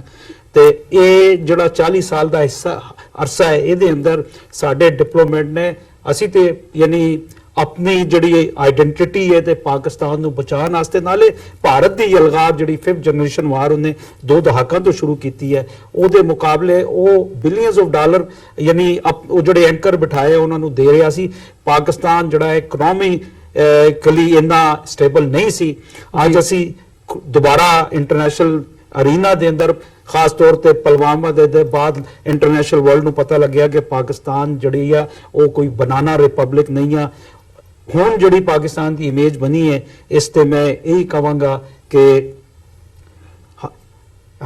हम इनकलाब पसंदों के उस कबील से हैं जो हक पे डट गया, उस लश्कर कलील से हैं। हम यूं ही दस्तो गरेबा नहीं ज़माने से, हम जिस जगह पे खड़े हैं किसी दलील से हैं। आज पाकिस्तान दी सरकार, पाकिस्तान दी अवाम दलील तो कही है, असी है इस किस्म दी मनफी यलगार मसूद अजहर ते दूसरी जैशे मोहम्मद, जैशे अदल इस ਇਹਨੂੰ ਬਾਈ ਨਹੀਂ ਕਰਦੇ। ਅੱਜ ਪਾਕਿਸਤਾਨ ਦੀ ਆਵਾਮ ਤੇ ਪਾਕਿਸਤਾਨ ਦੀ ਆਪੋਜੀਸ਼ਨ ਇੱਕ ਪਲੇਟਫਾਰਮ ਤੇ ਆ ਤੇ ਨੈਸ਼ਨਲ ਇੰਟੈਗ੍ਰਿਟੀ ਤੇ ਪਾਕਿਸਤਾਨ ਦੀ ਮੈਂ ਨਹੀਂ ਸਮਝਦਾ ਕੋਈ ਸੌਦਾ ਹੋਏਗਾ। ਭਾਰਤ ਜਿੰਨਾ ਵੀ ਝੂਠ ਦਾ ਚੂਰਨ ਵੇਚ ਲੈ, ਜਿੰਨੇ ਵੀ ਮੀਡੀਆ ਵਾਰ 5th ਜਨਰੇਸ਼ਨ ਵਾਰ ਕਰ ਲੈ, ਲੇਕਿਨ ਅੱਜ ਦਾ ਪਾਕਿਸਤਾਨ ਜਿਹੜਾ ਹੈ ਮੈਂ ਸਮਝਦਾ ਆਉਣ ਵਾਲੇ 20 ਸਾਲਾਂ ਦੇ ਅੰਦਰ ਇੱਕ ਬੁਨਿਆਦੀ ਇਕਾਈ ਬਣ ਕੇ ਇੰਟਰਨੈਸ਼ਨਲ ਅਰੀਨਾ ਦੇ ਅੰਦਰ 60s ਦੇ ਅੰਦਰ ਦੁਬਾਰਾ ਚਮਕੇਗਾ, ਜਿੱਥੇ ਵੈਸਟ ਜਿਹੜਾ ਹੈ ਪਾਕਿਸਤਾਨ ਜਾਂਦਾ ਸੀ ਤੇ ਪਾਕਿਸਤਾਨ ਦੀ 60s ਦੀ ਜਿਹੜੀ ਅਗਰ ਤੁਸੀਂ ਸਰਕਾਰਾਂ ਵੇਖੋ ਉਹ ਇੱਕ ਬਾਅਮਲ ਸਰਕਾਰਾਂ ਸੀ ਤੇ ਅੱਜ ਫਿਰ ਪਾਕਿਸਤਾਨ ਮੈਂ ਸਮਝਦਾ ਉਸ ਦਹਲੀਜ਼ ਤੇ ਆ ਗਿਆ। ਜੀ ਡਾਕਟਰ ਸਾਹਿਬ, ਅੰਤ ਦੇ ਵਿੱਚ ਜਿਵੇਂ ਮਲਿਕ ਸਾਹਿਬ ਨੇ ਉਹ ਕੀਤਾ ਵੀ ਹੁਣ ਜਿਹੜੀ ਸਿਚੁਏਸ਼ਨ ਹੈ ਥੋੜੀ ਜੀ ਚੇਂਜ ਹੁੰਦੀ ਨਜ਼ਰ ਆ ਰਹੀ ਹੈ, ਸੋ ਕੀ ਸਮਝਦੇ ਹੋ ਕਿ ਜੇ ਆਉਣ ਵਾਲੇ ਸਮੇਂ ਦੇ ਵਿੱਚ ਪਾਕਿਸਤਾਨ ਸਟੇਬਲ ਹੁੰਦਾ ਹੈ, ਜਿਹਦੇ ਚਾਂਸਸ ਉਹ ਚਾਈਨਾ ਦੇ ਨਾਲ ਰਿਲੇਸ਼ਨਸ ਹੋਣ, ਸੀਪੈਕ ਦਾ ਜਿਹੜਾ ਸਾਰਾ ਇਹ ਕੋਰੀਡੋਰ ਹੈਗਾ ਉਹਦੇ ਹੋਣ ਦੇ ਵਿੱਚ ਆਉਣ ਦੀ ਗੱਲ ਹੋਵੇ, ਤੇ ਫਿਰ ਜਿਹੜੀ ਨਵੀਂ ਹਕੂਮਤ ਹੈਗੀ ਹੈ ਉਹ ਜਿਸ ਹਿਸਾਬ ਨਾਲ ਕੰਮ ਕਰ ਰਹੀ ਹੈ ਉਸ ਹਵਾਲੇ ਦੇ ਨਾਲ ਕੀ ਇਹਦਾ ਜਿਹੜਾ ਫਾਇਦਾ ਹੈਗਾ ਉਹ ਭਾਰਤ ਦੇ ਵਿੱਚ ਜਿਹੜੀਆਂ ਮਾਈਨੋਰਿਟੀਜ਼ ਨੇ, ਭਾਵੇਂ ਉਹ ਕਸ਼ਮੀਰ ਹੋਵੇ, ਪੰਜਾਬ ਹੋਵੇ ਜਾਂ ਥਰੂ ਆਊਟ ਇੰਡੀਆ ਦੇ ਵਿੱਚ ਹੋਣ, ਉਹਨਾਂ ਨੂੰ ਵੀ ਇਹਦਾ ਕੋਈ ਫਾਇਦਾ ਹੋ ਸਕਦਾ ਜੇ ਪਾਕਿਸਤਾਨ ਸਟਰੋਂਗ ਹੁੰਦਾ ਹੈ ਜਾਂ ਸਟੇਬਲ ਹੁੰਦਾ? ਦੇਖੋ, ਅਸੀਂ ਤਾਂ ਜਿਹਨੂੰ ਕਹਿੰਦੇ ਨੇ ਵੀ ਸਾਡੇ ਤਾਂ ਦਿਲ ਪਾਕਿਸਤਾਨ ਦੇ ਨਾਲ ਧੜਕਦੇ ਨੇ। ਦੋਨੋਂ ਇਹਦੇ ਕਾਰਨ ਨੇ। ਇੱਕ ਤਾਂ ਮੈਂ ਹਮੇਸ਼ਾ ਇਹਨੂੰ ਇਹ ਦੇਖਦਾ ਹਾਂ ਵੀ ਪਾਕਿਸਤਾਨ ਮਜ਼ਹਬ ਦੀ ਬੁਨਿਆਦ ਤੇ ਕਾਇਮ ਹੋਇਆ ਔਰ ਖਾਲਿਸਤਾਨ ਦੀ ਸਾਡੀ ਸਟਰਗਲ ਦਾ ਬੇਸ ਵੀ ਸਾਡੀ ਸਿੱਖੀ ਦਾ ਆਧਾਰ ਹੈ। ਜੇ ਪਾਕਿਸਤਾਨ ਦਾ ਐਕਸਪੈਰੀਮੈਂਟ ਕਾਮਯਾਬ ਨਹੀਂ ਹੁੰਦਾ ਤੇ ਇਹ ਜਿਹੜਾ ਸਾਡਾ ਮਾਡਲ ਵੀ ਜਿਹੜਾ ਨਾਲ ਦੀ ਨਾਲ ਹੀ ਕਲੈਪਸ ਹੋ ਜਾਂਦਾ ਹੈ, ਈਵਨ ਡਿਸਕਸ਼ਨ ਡਿਬੇਟ ਲੈਵਲ ਤੇ ਵੀ। ਜੀ ਦੂਸਰਾ, ਅਸੀਂ ਇਹ ਮਹਿਸੂਸ ਕਰਦੇ ਹਾਂ ਵੀ ਪਾਕਿਸਤਾਨ ਸਾਡੀ ਪਾਕ ਧਰਤੀ ਹੈ, ਸਾਡੇ ਗੁਰੂਆਂ ਦੀ ਧਰਤੀ, 170 ਤੋਂ ਜ਼ਿਆਦਾ ਸਿੱਖ ਇਤਿਹਾਸਕ ਗੁਰਦੁਆਰੇ, ਸਾਡਾ ਮੱਕਾ ਮਦੀਨਾ ਹੈ। ਫਿਰ ਅਸੀਂ ਤਹਿਜ਼ੀਬ ਦੇ ਪੱਖੋਂ ਦੇਖਦੇ ਹਾਂ ਕਿ ਵੀ ਕਿਵੇਂ ਸਾਡਾ ਸਭ ਕੁਝ ਹੀ ਸਾਂਝਾ ਹੈ। ਔਰ ਜੇ ਤੁਸੀਂ ਹਿੰਦੂਤਵੀ ਏਜੰਡੇ ਨੂੰ ਦੇਖੋ ਕਿ ਵੀ ਅਜੇ ਹੀ ਉਹ ਮਾਣ ਨਹੀਂ ਭੂਤਰੇ ਹੋਏ ਨੇ, ਇਹਦੇ ਬਾਵਜੂਦ ਕਿ ਭਾਰਤ ਦੇ 10 ਸੂਬਿਆਂ ਦੇ ਵਿੱਚ ਜਿਹੜੀਆਂ ਆਜ਼ਾਦੀ ਲਹਿਰਾਂ ਵੱਖੋ ਵੱਖਰੇ ਤਰੀਕੇ ਨਾਲ ਚੱਲ ਰਹੀਆਂ ਨੇ, ਤੇ ਜੇ ਇਹ ਕਾਮਯਾਬ ਹੋਣ ਆਪਣੇ ਮਾੜੇ ਇਰਾਦਿਆਂ 'ਚ, ਫਿਰ ਇਹ ਵਿਦਨ ਦਾ ਮੈਪ, ਇੰਡੀਅਨ ਮੈਪ ਅਕਲੀਅਤਾਂ ਦਾ, ਮਾਈਨੋਰਿਟੀਜ਼ ਦਾ ਕੀ ਹਸ਼ਰ ਕਰਨਗੇ। ਅੱਜ ਹੀ 200 ਮਿਲੀਅਨ ਮੁਸਲਮਾਨਾਂ ਦਾ, 30 ਮਿਲੀਅਨ ਸਿੱਖਾਂ ਦਾ, 30 ਮਿਲੀਅਨ ਈਸਾਈਆਂ ਦਾ, 100 ਮਿਲੀਅਨ ਦਲਿਤਾਂ ਦਾ ਕੀ ਹਾਲ ਹੈ। ਬਾਕੀ ਮੈਂ ਸਮਝਦਾ ਵੀ ਪਾਕਿਸਤਾਨ ਬਲੈਸਡ ਹੈ। ਦੋ ਉਹਦੇ ਵੱਡੇ ਐਡਵਾਂਟੇਜ, ਇੱਕ ਤਾਂ ਜ਼ਾਹਰ ਹੈ ਕਿ ਸੈਂਟਰਲ ਏਸ਼ੀਆ ਦਾ ਗੇਟਵੇ ਹੈ। ਜਿਓਪੋਲਿਟਿਕਲੀ ਪਾਕਿਸਤਾਨ ਤੋਂ ਬਿਨਾਂ ਜਿਹੜਾ ਵੀ ਇੰਟਰਨੈਸ਼ਨਲੀ ਕੋਈ ਵੀ ਪਾਵਰ ਜਿਹੜੀ ਹੈ ਉਹ ਪਾਕਿਸਤਾਨ ਤੋਂ ਬਿਨਾਂ ਸੈਂਟਰਲ ਏਸ਼ੀਆ ਤੱਕ ਉਸ ਦੀ ਪਹੁੰਚ ਨਹੀਂ ਹੁੰਦੀ। ਜੀ ਚਾਈਨਾ ਦੇ ਨਾਲ ਲੈਂਡ ਬਾਰਡਰ ਵੀ ਲੱਗਣਾ ਔਰ ਚਾਈਨਾ ਪਾਕਿਸਤਾਨ ਇਕਨੋਮਿਕਲ ਕੋਰੀਡੋਰ, ਕੱਲਾ ਚੀਨ ਪਾਕਿਸਤਾਨ ਦੀ ਇਕਨੋਮੀ ਨੂੰ ਹੀ ਨਹੀਂ, ਲਗਭਗ 30-35 ਦੇਸ਼ ਜਿਹੜੇ ਯੂਰਪ ਤੱਕ ਰਸਤੇ 'ਚ ਨੇ ਉਹਨਾਂ ਦੀ ਇਕਨੋਮਿਕਲ ਲਾਈਫਲਾਈਨ ਹੋਏਗੀ। ਔਰ ਮੈਂ ਸਮਝਦਾ ਵੀ ਈਵਨ ਪਾਕਿਸਤਾਨ ਫੌਜ ਦੇ ਹਵਾਲੇ ਨਾਲ, ਬੇਸ਼ੱਕ ਇਹ ਮੈਂ ਜਦੋਂ ਡਿਪਲੋਮੈਟਸ ਦੀ ਫੇਲਿਅਰ ਦੀ ਗੱਲ ਕਰਦਾ, ਮੈਂ ਸਮਝਦਾ ਕਿ ਵੀ ਐਗਰੈਸਿਵ ਡਿਪਲੋਮੇਸੀ ਦਾ ਜਵਾਬ ਸੀ ਜਿਹੜਾ ਹੋਣਾ ਚਾਹੀਦਾ ਸੀ, ਨਹੀਂ ਹੋਇਆ। ਪਰ ਜੇ ਗਰਾਊਂਡ ਲੈਵਲ ਤੇ ਦੇਖੀਏ, ਇਹਦੇ 'ਚ ਕੋਈ ਸ਼ੱਕ ਨਹੀਂ ਹੈ ਕਿ 1979 ਤੋਂ ਹੁਣ ਤੱਕ ਇਹਨਾਂ 40 ਸਾਲਾਂ ਦੇ ਵਿੱਚ ਦੋ ਸੁਪਰ ਪਾਵਰ, ਸੋਵੀਅਤ ਯੂਨੀਅਨ ਔਰ ਅਮਰੀਕਾ, ਭਾਵੇਂ ਲੜਾਈ ਅਫਗਾਨਿਸਤਾਨ 'ਚ ਲੜੀ ਗਈ ਪਰ ਉਹਦਾ ਬਹੁਤ ਜ਼ਿਆਦਾ ਬਰੰਟ ਪਾਕਿਸਤਾਨ ਨੇ ਝੱਲਿਆ। 4 ਮਿਲੀਅਨ ਤੋਂ 5 ਮਿਲੀਅਨ ਰਿਫਿਊਜੀ ਕਿਸੇ ਮੁਲਕ 'ਚ ਆ ਕੇ ਬੈਠ ਜਾਣ ਔਰ ਉਹਨਾਂ ਨੂੰ ਵੈਲਕਮ ਵੀ ਕੀਤਾ ਹੋਏ, ਕੋਈ ਰੇਸ਼ੀਅਲ ਰਾਈਟ ਨਾ ਹੋਏ। ਹੁਣ ਯੂਰਪ 'ਚ ਕੀ ਹਾਲ ਹੁੰਦਾ ਜਦੋਂ ਮਿਡਲ ਈਸਟ 'ਚੋਂ ਨਿਕਲੇ ਨੇ, ਕੀ ਇਟਲੀ ਨੇ ਕੀ ਕੀਤਾ, ਦੂਜਿਆਂ ਨੇ ਕੀ ਕੀਤਾ। ਔਰ ਪਾਕਿਸਤਾਨੀ ਫੌਜ ਨੇ ਈਵਨ ਵਿਦਨ ਕੰਟਰੀ ਜਿਹੜਾ ਇੰਡੀਅਨ ਰਾਅ ਨੇ ਉੱਥੇ ਜਿਸ ਕਿਸਮ ਦਾ ਟੈਰਰਿਜ਼ਮ ਖੜਾ ਕੀਤਾ ਉਹਨੂੰ ਕੰਟਰੋਲ ਕਾਬੂ ਕੀਤਾ। ਔਰ ਇਮਰਾਨ ਖਾਨ, ਮੈਂ ਸਮਝਦਾ ਵੀ ਠੀਕ ਹੈ, ਕਈ ਵਾਰ ਅੰਦਰੂਨੀ ਸਮੱਸਿਆਵਾਂ ਵੀ ਨੇ। ਔਰ ਆਫਿਸ 'ਚ ਮਲਕ ਸਾਹਿਬ ਨਾਲ ਹੀ ਗੱਲ ਹੋ ਰਹੀ ਸੀ, ਮੈਂ ਕਿਹਾ ਮੈਂ ਬਿਟ ਵਰਿਡ ਹੈ ਕਿ ਵਿਦਨ ਕੰਟਰੀ ਜਿਹੜੀਆਂ ਸਮੱਸਿਆਵਾਂ ਨੇ ਆਊਟ ਆਫ ਹੈਂਡ ਨਹੀਂ ਹੋਣੀਆਂ ਚਾਹੀਦੀਆਂ। ਆਮ ਲੋਕਾਂ ਲਈ ਰੋਟੀ, ਕੱਪੜਾ, ਮਕਾਨ, ਮਹਿੰਗਾਈ ਨਾ ਹੋਏ, ਦੂਜੇ ਮਸਲੇ ਅਹਿਮ ਹੁੰਦੇ ਨੇ। ਪਰ ਇਹਦੇ 'ਚ ਕੋਈ ਸ਼ੱਕ ਨਹੀਂ ਹੈ ਕਿ ਇੰਟਰਨੈਸ਼ਨਲੀ ਜਿਹੜੀ ਇੰਟਰਨੈਸ਼ਨਲ ਡਿਪਲੋਮੇਸੀ ਦੇ ਐਂਗਲ ਤੋਂ ਜਿਵੇਂ ਇਮਰਾਨ ਖਾਨ ਹਕੂਮਤ ਨੇ ਡੀਲ ਕੀਤਾ ਹੈ, ਮਚ ਮੋਰ ਮੈਚੁਰ ਹੈ ਦੈਨ ਜੇ ਤੁਸੀਂ ਉਹਦਾ ਪ੍ਰੈਜ਼ੀਡੈਂਟ ਦੇਖੋ। ਅਦਰਵਾਈਜ਼ ਪੁਲਵਾਮਾ ਹਮਲੇ ਦੀ ਆੜ ਦੇ ਵਿੱਚ ਜਿਸ ਕਿਸਮ ਦਾ ਮਾਹੌਲ ਇਹਨਾਂ ਨੇ ਸਿਰਜ ਦਿੱਤਾ ਸੀ ਇੰਡੀਅਨਸ ਨੇ, ਮੈਂ ਸਮਝਦਾ ਵੀ ਸਿਚੁਏਸ਼ਨ ਨੂੰ ਡਿਫਿਊਜ਼ ਕਰਨ 'ਚ ਬਹੁਤ ਮੈਚੁਰ ਜਿਹੜਾ ਰੋਲ ਰਿਹਾ। ਇਸੇ ਤਰ੍ਹਾਂ ਮਾਈਨੋਰਿਟੀਜ਼ ਦੇ ਹਵਾਲੇ ਨਾਲ ਹੈ, ਜਿਵੇਂ ਸਿੱਖਾਂ ਦੇ ਤਾਂ ਉਹਨਾਂ ਨੇ ਦਿਲ ਜਿੱਤੇ ਹੀ ਜਿੱਤੇ ਨੇ, ਪਰ ਜੇ ਸ਼ਾਰਦਾ ਪੀਠ ਕੋਰੀਡੋਰ ਖੋਲਣ ਦੀ ਗੱਲ ਹੈ ਜਾਂ ਬੁੱਧਿਜ਼ਮ ਦਾ ਜਿਹੜਾ ਸਲੀਪਿੰਗ ਬੁੱਧਾ 60 ਫੁੱਟ ਸਟੈਚੂ, ਉਹਨਾਂ ਨੇ ਕਿਹਾ ਜੀ ਅਸੀਂ ਬੁੱਧਿਜ਼ਮ ਨੂੰ ਵੀ ਜਿਹੜਾ ਉਹ ਉਹਨਾਂ ਦੀ ਹਿਸਟੋਰੀਸਿਟੀ ਨੂੰ ਸਿਕਿਉਰ ਕਰਾਂਗੇ, ਇਸ ਲਈ ਸਪੈਸ਼ਲ ਡਿਪਾਰਟਮੈਂਟ ਬਣਾਏ ਨੇ। ਸੋ ਮੈਂ ਸਮਝਦਾ ਵੀ ਵਿਜ਼ਨ ਹੈ, ਲੇਕਿਨ ਇਹ ਪਾਕਿਸਤਾਨੀ ਮੀਡੀਆ ਜਾਂ ਉਹਨਾਂ ਦੇ ਜਿਹੜੇ ਖਾਸ ਤੌਰ ਤੇ ਡਿਪਲੋਮੈਟਸ ਬਾਰੇ ਮੈਂ ਅਗੇਨ ਇਹ ਗੱਲ ਕਹਿਣੀ ਚਾਹੁੰਦਾ, ਤੁਸੀਂ ਸਾਰੇ ਟਾਕ ਸ਼ੋਅ ਦੇਖ ਲਓ, ਉਹਨਾਂ ਦੇ ਮੈਜੋਰਿਟੀ ਜਿਹੜੇ ਨੇ ਵਿਦਨ ਕੰਟਰੀ ਪ੍ਰੋਬਲਮਸ ਤੇ ਲੱਗੇ ਹੋਏ ਨੇ। ਕੌਣ ਆ ਗਿਆ, ਕਿਹਦੀ ਜ਼ਮਾਨਤ ਹੋ ਗਈ, ਕਿਹਨੂੰ ਨੈਬ ਨੇ ਕੀ ਕਿਹਾ, ਕਿਹੜਾ ਅੰਦਰ ਜਾਏਗਾ, ਕਿਹੜਾ ਬਾਹਰ ਆਏਗਾ। ਜਿਹੜਾ ਆਪਣੇ ਲੋਕਾਂ ਨੂੰ ਜਿਹੜੀਆਂ ਡਿਵੈਲਪਮੈਂਟ ਚੱਲ ਰਹੀਆਂ ਨੇ ਇੰਟਰਨੈਸ਼ਨਲ, ਇਹਦੇ ਕੰਟਰਰੀ ਤੁਸੀਂ ਇੰਡੀਅਨ ਮੀਡੀਆ ਦੇ, ਹਾਲਾਂ ਮੈਂ ਸਮਝਦਾ ਵੀ ਪਾਕਿਸਤਾਨੀ ਮੀਡੀਆ ਨੇ ਪੋਸਟ ਪੁਲਵਾਮਾ ਬੜਾ ਮੈਚੁਰਡਲੀ ਬਿਹੇਵ ਕੀਤਾ ਹੈ, ਉਹ ਦੈਟ ਇਜ਼ ਕਮੈਂਡੇਬਲ। ਲੇਕਿਨ ਮੈਂ ਸਮਝਦਾ ਹਾਂ ਕਿ ਵੀ ਇਹ ਇੰਡੀਆ ਨੂੰ ਜਦੋਂ ਤੱਕ ਇਹ ਝੂਠ ਤੇ ਮਬਨੀ ਨੇ, ਜਦੋਂ ਤੱਕ ਤੁਸੀਂ ਇਹਨਾਂ ਨੂੰ ਐਕਸਪੋਜ਼ ਨਹੀਂ ਕਰਦੇ, ਔਰ ਉਹਨਾਂ ਦੀਆਂ ਟੈਰਰਿਜ਼ਮ ਦੀਆਂ ਘਟਨਾਵਾਂ, ਉਹਨਾਂ ਦਾ ਆਰਐਸਐਸ ਦਾ ਟੈਰਰ ਨੈਟਵਰਕ, ਉਹਦੇ ਲਈ ਤੁਹਾਨੂੰ ਬਾਹਰੋਂ ਕੋਈ ਮਟੀਰੀਅਲ ਲੈਣ ਦੀ ਲੋੜ ਨਹੀਂ ਹੈ। ਆਲਰੇਡੀ ਹਿਮੰਤ ਕਾਰਕਰੇ ਨੇ ਇੰਨਾ ਵੱਡਾ ਕੰਮ ਕੀਤਾ ਹੈ ਕਿ ਵੀ ਜਿਹਦੇ ਸਾਹਮਣੇ ਆ ਗਿਆ ਕਿ ਵੀ ਇਹਨਾਂ ਦਾ ਮੋਡਿਊਲ ਕੀ ਹੈ ਸਾਰਾ। ਔਰ ਪਹਿਲੀ ਵਾਰ ਸੀ ਕਿ ਪਾਰਲੀਮੈਂਟ 'ਚ ਪੀਸੀ ਚਿਦੰਬਰਮ ਨੇ ਇਹਨੂੰ ਭਗਵਾ ਟੈਰਰਿਜ਼ਮ ਦਾ ਨਾਮ ਦਿੱਤਾ ਹੈ। ਸੋ ਇਹ ਸਾਰੇ ਪਾਰਟ ਦੇ ਉੱਤੇ ਜ਼ਿਆਦਾ ਕੰਮ ਕਰਨ ਦੀ ਲੋੜ ਹੈ। ਜੀ ਬਿਲਕੁਲ। ਸੋ ਇਸੇ ਦੇ ਨਾਲ ਮੈਂ ਜਿਹੜੇ ਸਾਡੇ ਦਰਸ਼ਕ ਇਸ ਵਕਤ ਸਾਡੇ ਨਾਲ ਜੁੜੇ ਹੋਏ ਆ ਦੁਨੀਆ ਭਰ ਦੇ ਵਿੱਚੋਂ, ਉਹਨਾਂ ਸਾਰਿਆਂ ਤੋਂ ਜਿੱਥੇ ਸਾਡਾ ਸਮਾਂ ਅੱਜ ਦਾ ਇਹ ਸ਼ੋਅ ਦਾ ਸਮਾਪਤੀ ਦੇ ਵੱਲ ਨੂੰ ਜਾ ਰਿਹਾ ਹੈ, ਮੈਂ ਉਮੀਦ ਕਰਦਾ ਅੱਜ ਦੀ ਇਹ ਜਿਹੜੀ ਸਾਡੀ ਗੱਲਬਾਤ ਸੀ ਤੁਹਾਨੂੰ ਜ਼ਰੂਰ ਪਸੰਦ ਆਈ ਹੋਵੇਗੀ ਤੇ ਇਸੇ ਤਰ੍ਹਾਂ ਦੀਆਂ ਵਿਚਾਰ ਚਰਚਾਵਾਂ ਨੇ ਜਿਹੜੀਆਂ ਉਹ ਆਉਣ ਵਾਲੇ ਸਮੇਂ ਦੇ ਵਿੱਚ ਵੀ ਤੁਹਾਡੀ ਕਚਹਿਰੀ ਦੇ ਵਿੱਚ ਅਸੀਂ ਲੈ ਕੇ ਹਾਜ਼ਰ ਹੁੰਦੇ ਰਹਾਂਗੇ। ਸੋ ਅੱਜ ਦੇ ਸ਼ੋਅ ਦੇ ਵਿੱਚ ਇੱਥੇ ਹੀ ਤੁਹਾਡੇ ਕੋਲੋਂ ਇਜਾਜ਼ਤ ਚਾਹਾਂਗੇ ਜੀ। ਬਹੁਤ ਬਹੁਤ ਧੰਨਵਾਦ ਤੁਹਾਡੇ ਦੋਵਾਂ ਦਾ ਵੀ, ਬਹੁਤ ਬਹੁਤ ਧੰਨਵਾਦ ਤੁਸੀਂ ਆਪਣਾ ਸਮਾਂ ਕੱਢਿਆ ਤੇ ਸਾਡੇ ਨਾਲ ਵਿਚਾਰਾਂ ਦੀ ਸਾਂਝ ਪਾਈ ਹੈ। ਫਤਿਹ ਦੀ ਸਾਂਝ ਪਾਈ ਅੰਤ ਦੇ ਵਿੱਚ। ਵਾਹਿਗੁਰੂ ਜੀ ਕਾ ਖਾਲਸਾ, ਵਾਹਿਗੁਰੂ ਜੀ ਕੀ ਫਤਿਹ ਜੀ।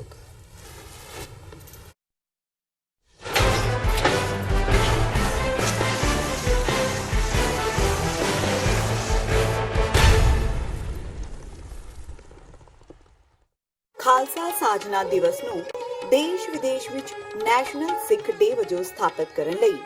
ਸ੍ਰੀ ਗੁਰੂ ਗ੍ਰੰਥ ਸਾਹਿਬ ਜੀ ਦੀ ਰਹਿਨੁਮਾਈ ਹੇਠ 6 ਅਪ੍ਰੈਲ 2019 ਦਿਨ ਸ਼ਨੀਚਰਵਾਰ ਨੂੰ ਕੈਪੀਟਲ ਹਿੱਲ ਵਾਸ਼ਿੰਗਟਨ ਡੀਸੀ ਵਿਖੇ ਸਵੇਰੇ 11 ਵਜੇ ਸਿੱਖ ਡੇ ਪਰੇਡ ਦਾ ਆਯੋਜਨ ਕੀਤਾ ਜਾ ਰਿਹਾ ਹੈ। ਸਿੱਖ ਕੋਆਰਡੀਨੇਸ਼ਨ ਕਮੇਟੀ ਈਸਟ ਕੋਸਟ ਵੱਲੋਂ ਆਪ ਸਭ ਨੂੰ ਪਰਿਵਾਰਾਂ ਸਮੇਤ ਇਸ ਪਰੇਡ ਵਿੱਚ ਸ਼ਾਮਲ ਹੋਣ ਲਈ ਬੇਨਤੀ ਕੀਤੀ ਜਾਂਦੀ ਹੈ। ਵਧੇਰੇ ਜਾਣਕਾਰੀ ਲਈ ਆਪ ਹੇਠ ਦਿੱਤੇ ਨੰਬਰਾਂ ਤੇ ਸੰਪਰਕ ਕਰ ਸਕਦੇ ਹੋ।